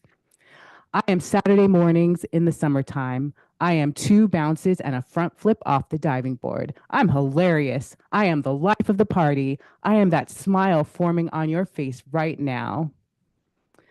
I'm the when the bass line thumps and the kick drum jumps. I'm the perfect beat, the perfect rhyme, keeping everything on point and always on time. But you already knew that. I am a grand slam, bases fully loaded. I'm a nasty 2-handed dunk holding onto the rim just to remind you that I'm still the man. Believe that. I'm the undisputed champion. I am a highlight reel of magnificence. I am the celebration, the applause, and the standing ovation. I am victory. I am a brother, a son, a nephew, a favorite cousin, a grandson. I am a friend. I am real. I am tight hugs, a hand to hold, a shoulder to cry on. If you have to, I hope you never have to. I am here. Although I am something like a superhero, every now and then I am afraid. I am not what they might call me. I will not answer to any name that is not my own. I am what I say I am. I am that sound in the forest when the mighty tree falls. I am waves crashing gently on the shore. I'm a force of nature, a miracle, a blessing. I am brave. I am hope. I am my ancestors' wildest dream. I am worthy of success, of respect, of safety, of kindness, of happiness. And without a shadow of a doubt, I am worthy to be loved. I am worthy to be loved. That's the end.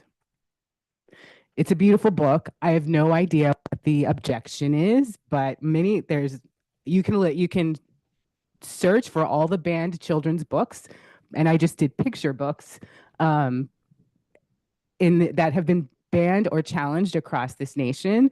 It's hard to understand why this would be. I can only imagine because it's a little black boy and all the illustrations are beautiful. Sorry, I couldn't share around, but the illustrations are beautiful and they reflect little black boys. And when I've seen books and heard the challenges, oftentimes it's that it comes from white families who just are not cool about having books read to their children or available to their children whose imagery that doesn't reflect their own families. However, so many children throughout our nation, every day that they go to school, are faced with never seeing themselves in their curriculum or the stories that are told. Finally, next weekend, I'm going to the Literacy Justice Conference in Oakland, and I can't wait to tell you all about it. Thank you very much. And you are an excellent reader. Thank you. Can I just also say thank you and happy Black History Month to Trustee Nzewi, to Dr. Clark, to all of our Black educators and staff. Thank you for being amazing role models for everybody. Thank you for being a part of history, making sure that all of our students get a quality education and standing up for that. So happy Black History Month. Very well said. My report will be brief.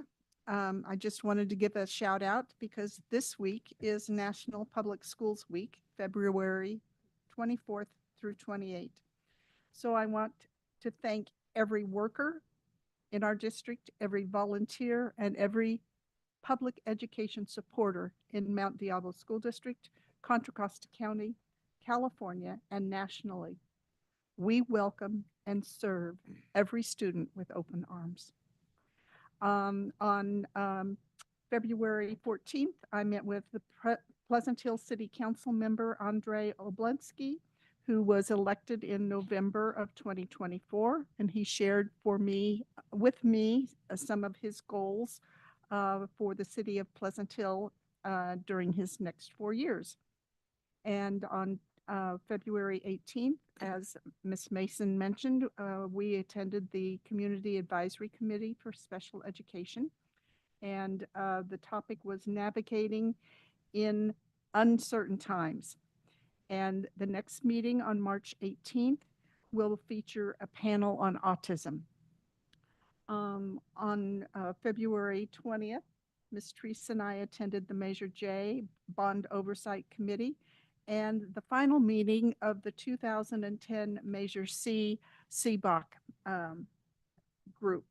And although the members of that group often complain bitterly about the meetings that they've had to attend, they will miss one another. And I fully expect that they will continue to meet. They have another report that they'll bring to us soon, and all of you will get to thank them. On the 25th of February, Dr. Clark and I attended the Pleasant Hill Chamber of Commerce's annual breakfast to listen to reports on the city of Pleasant Hill and the Pleasant Hill Recreation and Park District. And if you're not familiar with this, in Pleasant Hill, the Park and Rec and the city are separate organization versus the remainder of our cities, the parks are run by the city groups. So that's why there's 2 different reports, and they actually, Park and Rec has a larger constituency base than the city of Pleasant Hill does. So It's, but they work very well together. Um, I wanted to mention a few things that are coming up. The Budget Advisory Committee will be launching again. Applications are being accepted to serve on this committee, so you just need to go to the Business Services webpage and then look for the Budget Advisory Committee sub-web page for the application. And their first meeting will be on March 26th, and it will be for the discussion will be the second interim report and budget development for our district. And the meetings will be held in this room at 5 p.m. And the Community Advisory Committee for Special Education will hold its Celebration of Success Awards on April 24th at Concord High School. And I just have to give out one more shout because I need about 40 more judges for the Contra Costa County Science and Engineering Fair, March 14th. Please contact me or just type in CCCSEF 2025 in your computer search bar and then click on the tab Volunteer Judges. It's a fun day and you get the opportunity, we feed you, and you get the opportunity to see the amazing work of our young scientists, grades 7 through 12. We will probably have 175 to 200 projects this year. We're coming out of a COVID slowdown. And then also West Contra Costa Unified School District and John Sweat are joining our fair this year. So that is why we need more judges. So if you know anybody that can give a day for kids, just let me know. And Dr. Clark, we're ready for your report. Great. So thank you, and thank you all for your reports and sharing information of what's been going on over the last couple of weeks. I know Samantha Allen did a tremendous job at giving us the LCAP update, and so I'm not going to go over our LCAP goals, but I will just continue to highlight that goal 1 about all students will receive high-quality education in a safe and welcoming environment. I really think that's at the foundation of everything that we do here in the Mount Diablo Unified School District. And then also, as we add to that, with high expectations and rigorous instruction in the California state standards that prepare them for college and career. So just really excited to come to work each and every day and really advocate for these goals and for our students. This is our sort of our symbol that tells the same story, but it's really everyone working together to achieve those goals and supporting our students. It is Black History Month, and I want to give a shout out to Meadow Homes Elementary.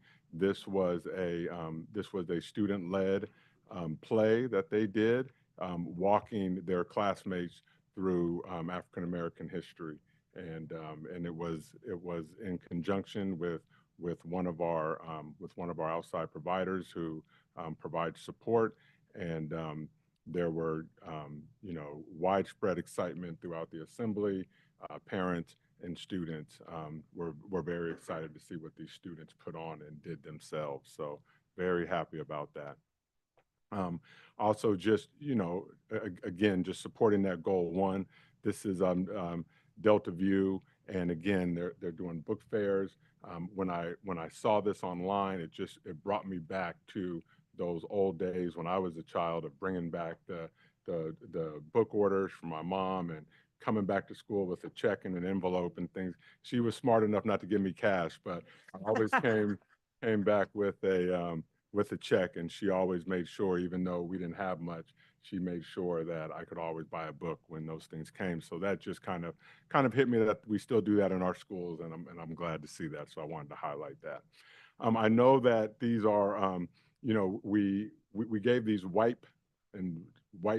They're not whiteboards, they're whiteboards because kids use them, and then they scratch them out, and we primarily use them for math. But I think what's happening is that we're finding the benefits of teaching students how to collaboratively solve mathematical problems in non kind of tiered groups. So these are random groups, and they're working together. And I mean, if you look closely at these pictures, these kids are excited and working together on on books and really pulling out the main characters or the main themes and plots and things like that. So just wanted to highlight that. I thought it was a very telling picture, and you know, this is why we do the work that we do. You know, also this is over at Northgate, and they're preparing for their spring musical. And again, you know, we have that investment from the state of California with that Proposition 28 with the funds there. And so every chance we get just to really highlight the arts, whether it's, you know, painting or ceramics in some cases, drama, music, things like that. And so I'm just always just enamored with what our young people do. Again, this is a way to get them excited about coming to school each and every day. And if that's going to happen through singing or sports or other things, then more power to them. So just very excited about that. Trustee Cowan mentioned this, but this is one of our Teachers of the Year, and we're going to be talking a lot about our Teachers of the Year, and not only that, but also the finalists for that. You know, it's just a very dynamic group who are really committed to students. It's always interesting to see the pattern that really arises when you talk to these folks about what motivates them, or when you go and visit their classrooms. Their classrooms are very much similar because they aren't the sage on the stage, right? They are really, the learning is happening from the students, and they're more facilitators of learning. And that is really when it, you know, when that magic happens. So Elizabeth Swanson, transitional kindergarten, such an important grade level. Like, every time I go to a TK class, I just get so excited because I'm just thinking these students are in school a year early than they would have been, and so they are prepared once kindergarten comes along. If they haven't had an opportunity to go to a preschool or something like that, it's just a great thing that we offer. So hats off to this teacher for the work that she's doing, and they will be coming to a board meeting in the next couple of weeks, and we'll be celebrating her and this gentleman, Dr. David Pintado. And you know him. He is one. You know, when you visit his classroom or if you see him out at an event, he brings that passion and energy around kids and learning. He won't stop. His energy level never goes down. And like, literally, when I've been in his classroom, I've just had to tell him, like, I have to go, because he's like pulling stuff out of cabinets and showing me this, and just that, again, it's that passion, it's that love of learning, it's that faith in your students, and it's creating an environment for them really to take off and lead the way. So excited as they represent Mount Diablo in the county Teacher of the Year recognition program. And so just really excited for those two educators. When we talk about you know, commitments with or partnerships with community and, you know, bringing families together, this is over at Valley View Middle School, and this is the Pleasant Hill Police Department and team doing a parent night on social media, and ways to keep students safe, and ways to you know, interact with social media. Social media does a lot of great things, but it also creates a lot of challenges for our young people. And so I'm just excited to see parents there and engaging. And so that's an example of that important community partnership. This is over at Sequoia Middle School, and this is Pleasant Hill, and this is the 4th of July group. Linda, you probably know what the group is called, right? But they're the 4th of July, committee, or? Right. Yes, 4th of July committee, and they are presenting a check to one of our assistant principals, and it's over at Sequoia Middle School. So again, just another example of partnerships with our community, and these obviously are throughout so many of our schools and communities that just want to highlight that. If I could have the next slide. So I bring this up because as a superintendent, there's two things at the top of my job responsibilities, and that is to keep everyone safe and to keep our district solvent. And so as I kind of, you know, this is straight from the news headlines from the last couple of weeks. When we talk about deficits and reductions, we're talking about people. Our budgets in public schools are basically 85 to 92% on people. So when you hear about reductions needing to be made, you're talking about laying people off, right? And so, so here is faced with the $113 million budget deficit. The San Francisco Unified School District had to make tough choices. They're tasked at doing layoffs. I think they gave out hundreds of pink slips are coming, and also they're still in that debate about closing schools. Right down the road at San Ramon, you know, they're looking at cutting $26 million out of their budget. These are programs, these are people. This is going to be devastating. We look at Lafayette, tiny district. Tiny district down the road from us, very, very high performing district, very wealthy district. However, they have to make $2 million in reductions. And so for the school year, and they also anticipate additional reductions in future years with significant increases with ongoing revenue. As we look at Oakland, the Oakland Unified School District, not only are they faced with closing schools, but they have a $95 million deficit, which is going to result in people being laid off. The Benicia Unified School District, right up the road, a very small district, they just had to do that. They just had to cut $3 million this year, and they're going to have to cut another $2 million next year, right over the bridge. San Jose Unified down the road a little bit, $22 million from the budget this year, an additional $4 million next year. West Contra Costa, $32 million. And again, you know, we've read about West Contra in the news. They are really in danger of facing state takeover. So, and then Pleasanton, you know, another high performing district, another wealthy district. The board has directed staff to follow through with the plan to make $6.3 million in cuts, right in Pleasanton. And then Martinez, right down the road, this was a headline that came out of the Martinez paper this week, is Martinez unified budget woes continue as more painful cuts loom in 2025. So this is our current reality. I'm sorry, but this is not propaganda. This is not lies. This is from the papers. And so this is an article today that came out in Sonoma County. It's the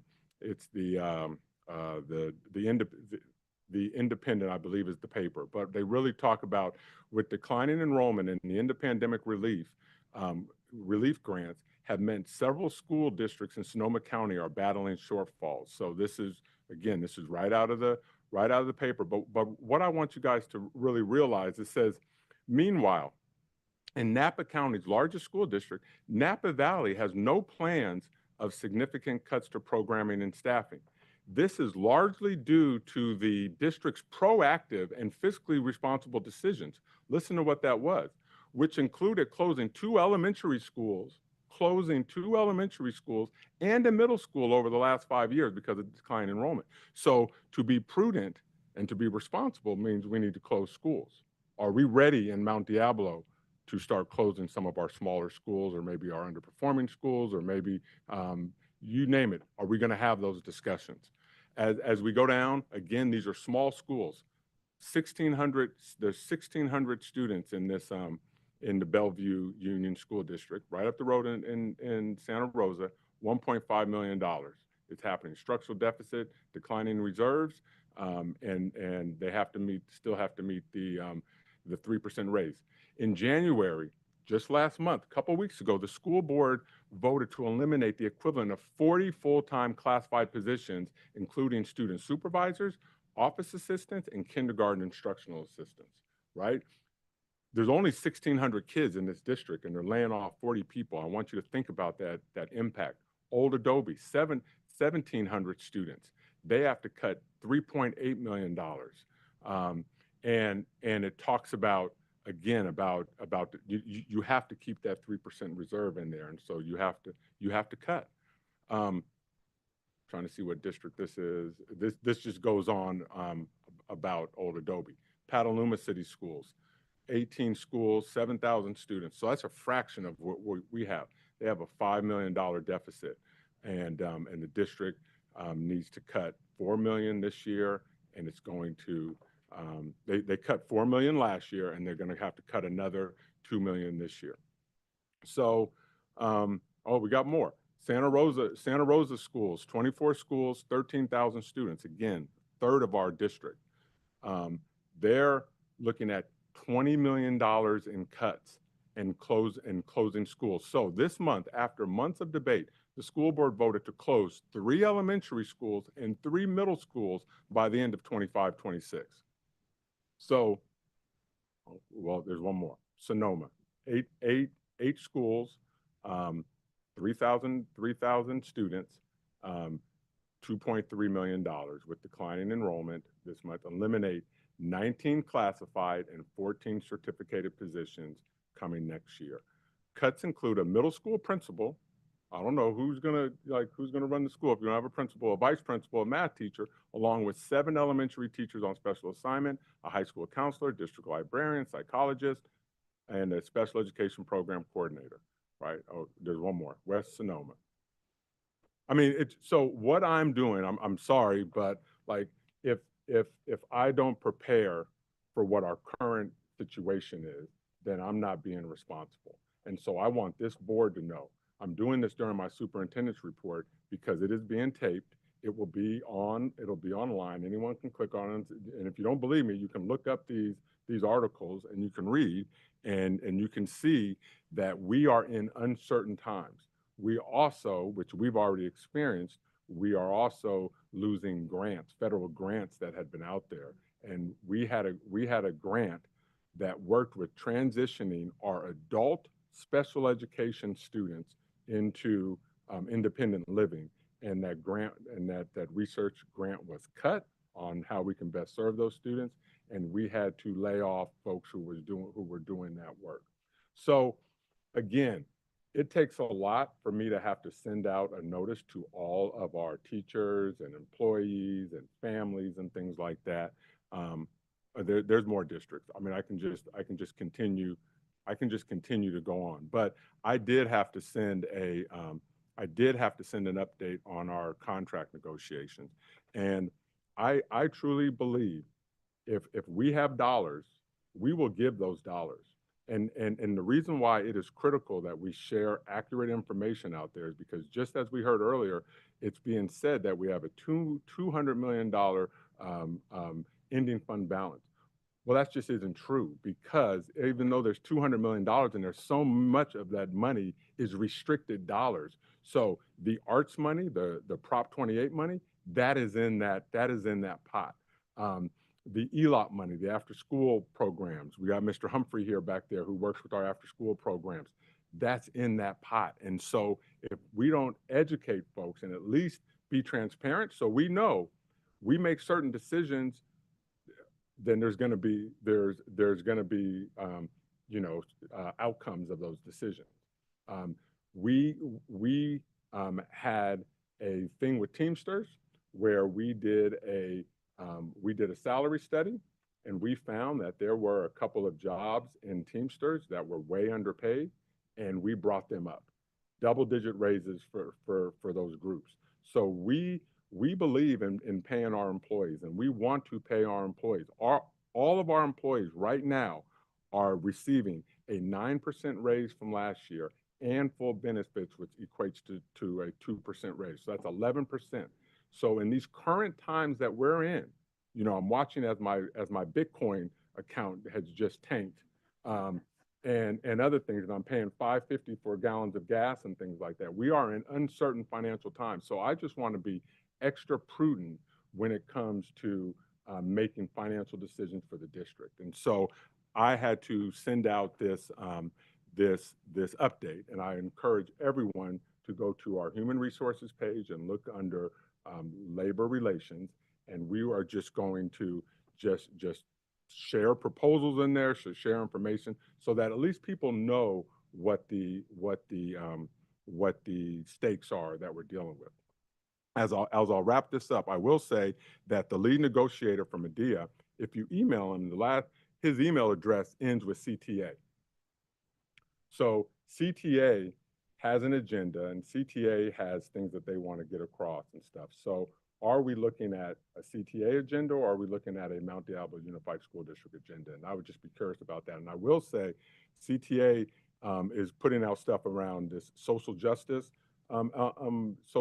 stuff within there, and they're talking about changing the evaluation process for African American, Latino folks, and things like that. I'm not in favor of that.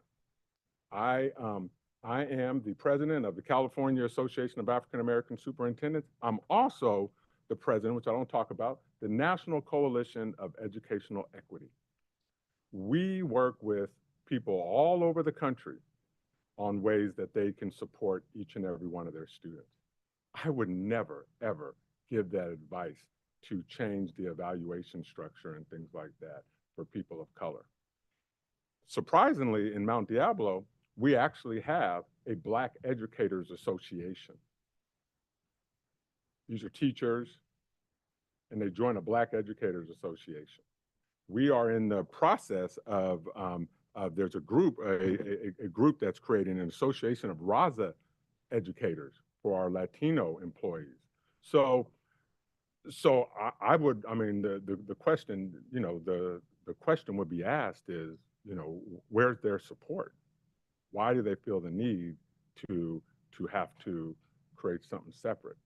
How are they not being served? So these are just some serious times that we need to really understand what our financial climate is in the state of California for public education.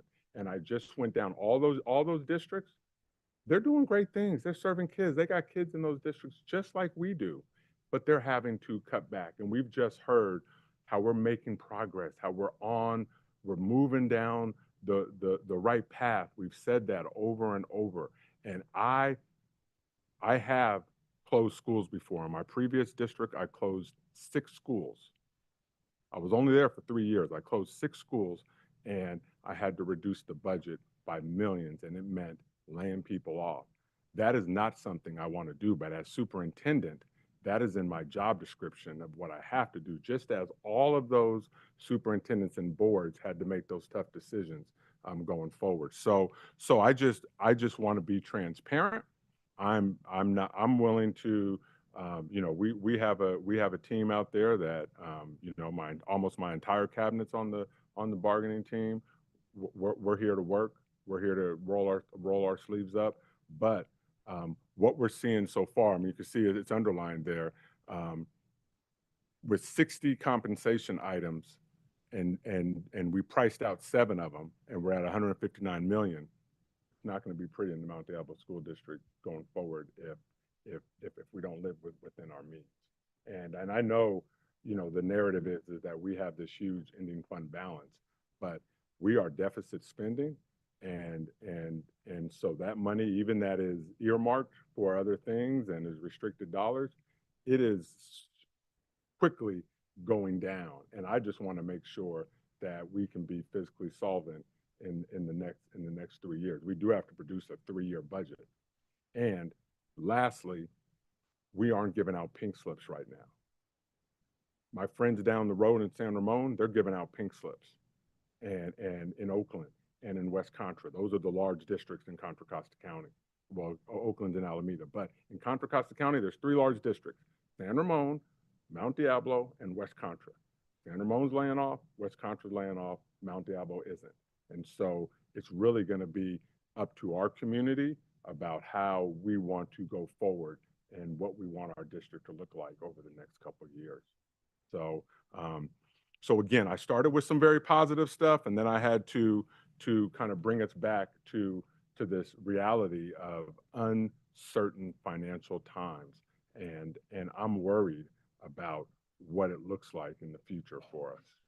So with that, I know we have a whole slew of dollars to spend, because that's what our consent agenda is dollars. And so I don't know, we just need to start thinking about which schools do we want to close, what programs do we want to stop doing, and who do we want to lay off.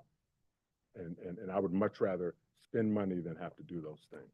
So with that, I close out my report. Thank you. Thank you, Dr. Clark. Can I ask a question? You may not have the answer to this tonight, but I did read an article just today or yesterday about the Medicaid cuts and how those could affect schools. And I think my understanding is that a lot of the positions that we have, such as in our wellness centers and things like that, that we do get funding from Medicaid in our district. I don't know how much, but that would be. So I'll have to get back to you on that. And so I'm just not sure. I know we are extremely resourceful on how we utilize our dollars. So I'm just not sure on Medicaid. Well, Yeah. a few meetings ago, we had a whole presentation about a whole thing that's Right. Medi-Cal. For California, it's Medi-Cal is our Medicaid program.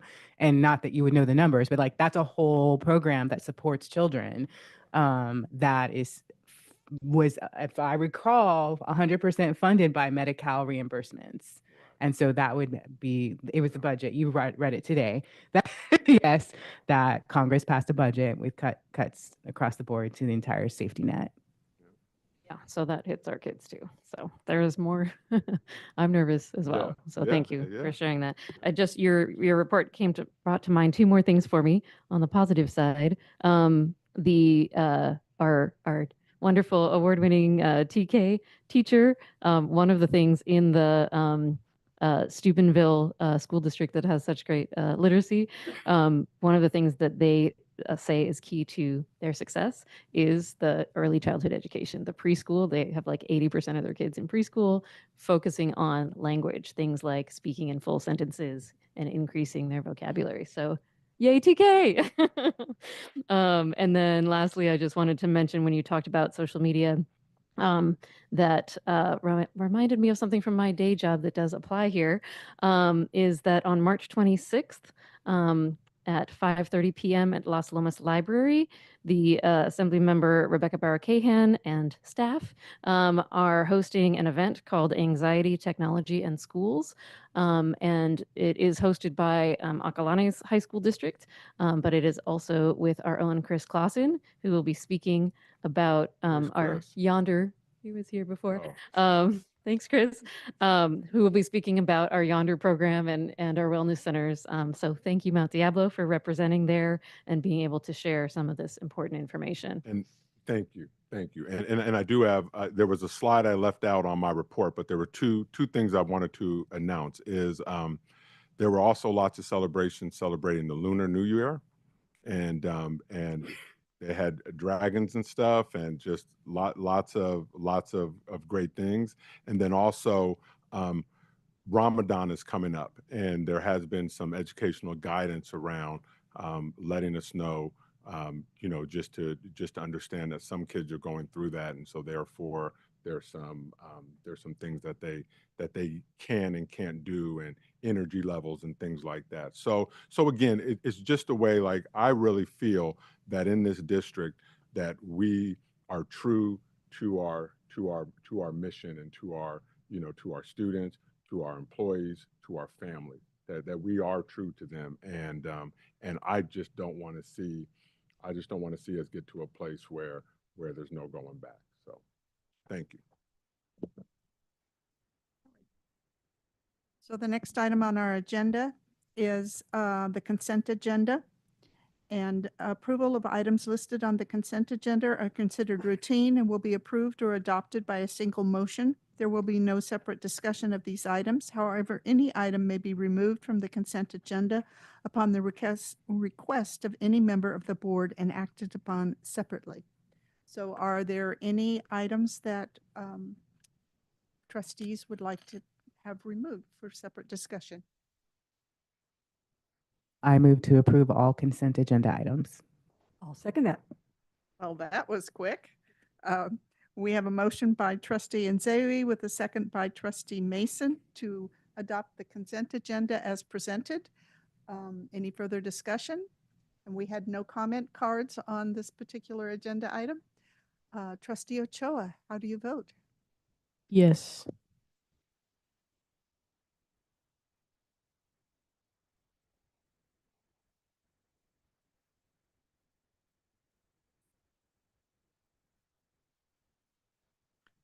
And the consent agenda is adopted uh, with a 5-0-0-0 vote and support from trustee Ochoa. Oh, Madam President, can I just say really quickly, I want to say thank you to White Pony Express for the food recovery agreement and to the East Bay Regional Park Service for free and subsidized student transportation to East Bay Regional Parks. Yeah, those were great items, aren't they? Great. So next item, we have 18.1, and we have Mr. Sheehy is going to come up and present that item. Good evening. Tonight, the Human Resources team is bringing for the review and potential approval the sunshine proposals for both MUTSPA, or Mount Diablo School Psychologists Association, and the district. We look forward to sitting down and discussing working conditions with MUTSPA. They've always been a very collaborative group. It's always a great time sitting down talking about how can we support students, and that's really where their focus has always been and maintains to be. And so we look forward to that. And so with that, we ask that the board approve these proposals. This is an action item. Yes. Madam President, I move to approve the MDUSD and MUDSPA sunshine proposals for the 2025 to 2028 successor contract. Second. So we have a motion by trustee Cowan with a second by trustee McDougall. Is there further discussion? Trustee Ochoa, how do you vote? Yes.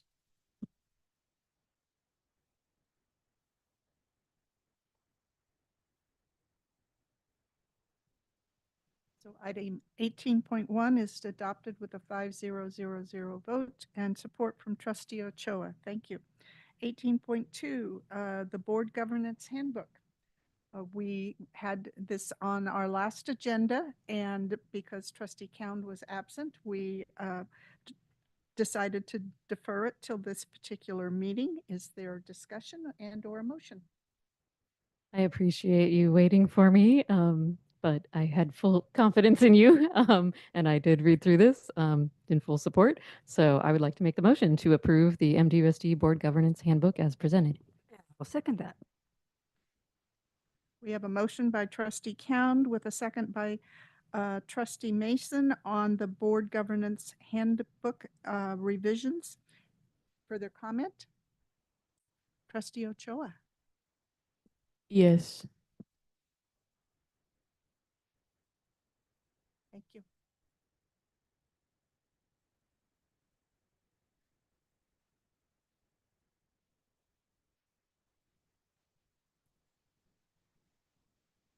And that is the board governance handbook is adopted on a 5-0-0-0 vote with support from trustee Ochoa.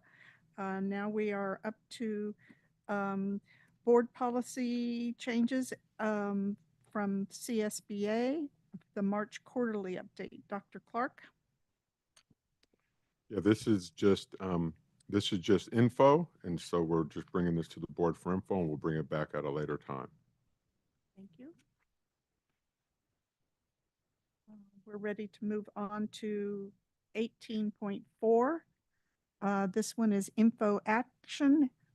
Dr. Clark. Yeah, so we brought this back for approval, but the others, some of them are first reading. That was 18.3, but this is one that if you all were ready, then you can take action on it, or if you want us to bring it back, you can do that as well. But it's info action. How comfortable are all of you? I've read through them. I'm fine making a motion to go ahead and approve the revisions to Board Policy 7214, Administrative Regulation 7214 as presented. Second. So we have a motion by trustee Mason with a second by trustee Nzewi on the adoption of the quarterly updates on 18.4. So question, was the motion just for BP and AR 7214, or did you want to Yes. go ahead No. and approve the rest that are listed here? The 4121, 4127. I believe it's for the 7214, the board policy and the administrative regulation. Okay, and then leave the others as information to come back? Okay, understood. Thank you. everybody understand? Okay. Trustee Ochoa, how do you vote? Yes.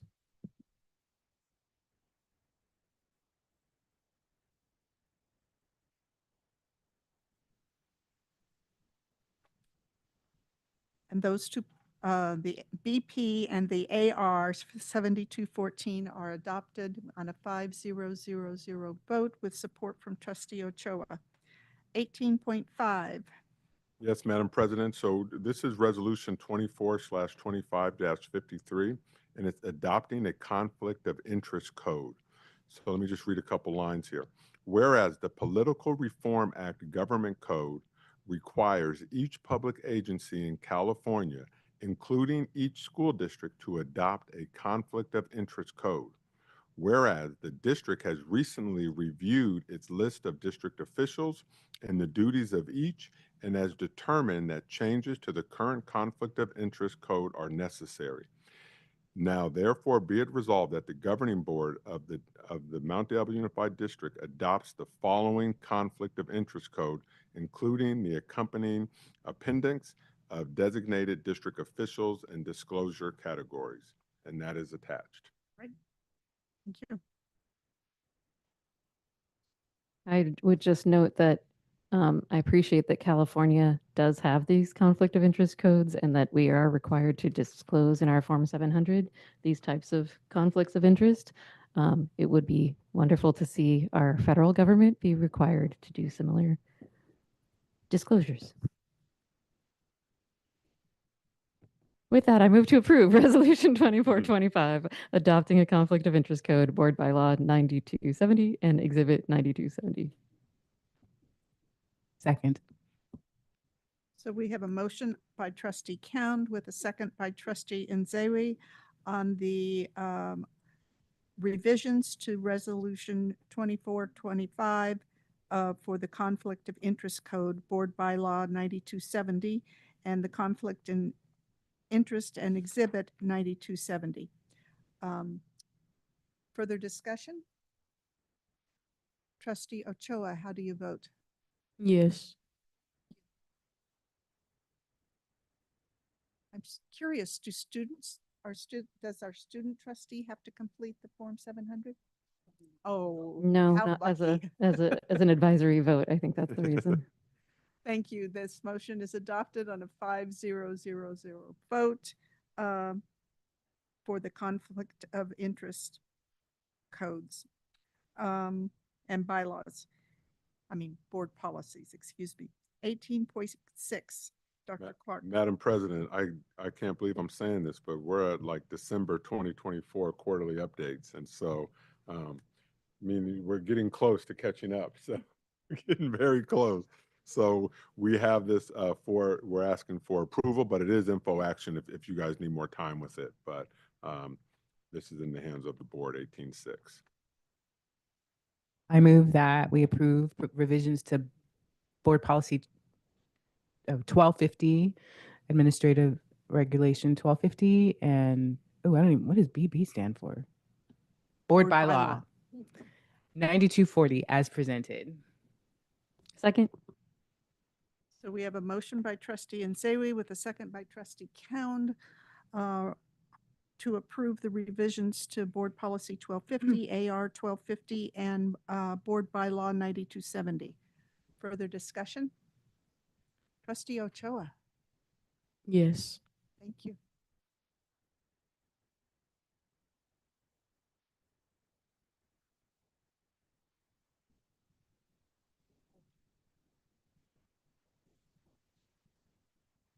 I just want to appreciate all of the staff work on keeping these up to date. I know it's a lot of work, and oftentimes districts get very far behind on these things, and it's really important that we keep these things up to date. And this one in particular is our visitors policy to our school sites, which is crucial. So thank you.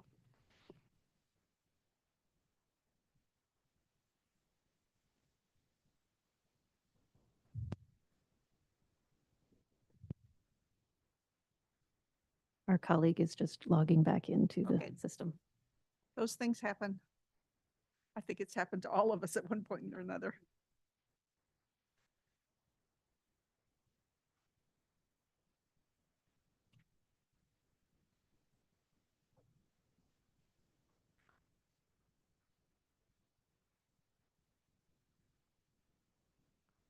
So Dr. Clark, I wanted to thank you for talking about those book fairs at all of our schools.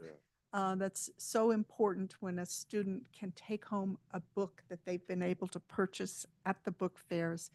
And many of our schools encourage families to put an extra $1 or 50 cents in an envelope so that the class teacher can help another student purchase a book. So I would encourage every family, if they're listening, to make that small contribution to their class so that every student can take a book home.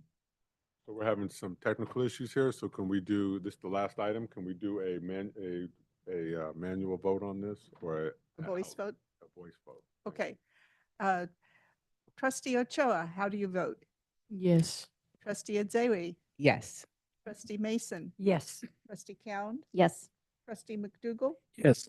And I vote yes as well. The motion is adopted as 5000 with Trustee Ochoa in support. We don't need a meeting extension. We're not going to have another closed session. Future agenda items, are there any at this point in time? Uh-oh. Okay, no. Trouble. No, it's not trouble. This one's fun. This one isn't trouble at all. So, and even Dr. Clark mentioned it in his superintendent report on the positive side.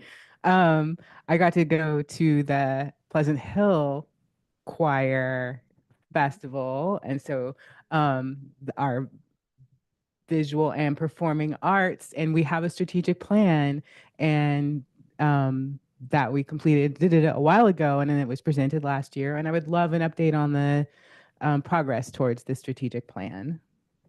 I'm remembering, idea. like, even in my day job, things pass, whatever, and we forget, like, oh yeah, that passed. What's happening? And so it was just a reminder of just, oh, we've got these great arts opportunities and funding, significant funding in our schools, individual schools. So what's happening based on what the planning was that a lot of us participated in. Would you like me to bring the magnificent Kelly Hoover back? I would love, Yes. I would love that because She is just, love that she is because awesome. yeah, her presentations Yeah. was engaging and Yeah. great. So yes. Yeah. Trustee Cowan? That would be wonderful. I have two. One, you can imagine, I would love updates on all the literacy things at some point before the end of the year.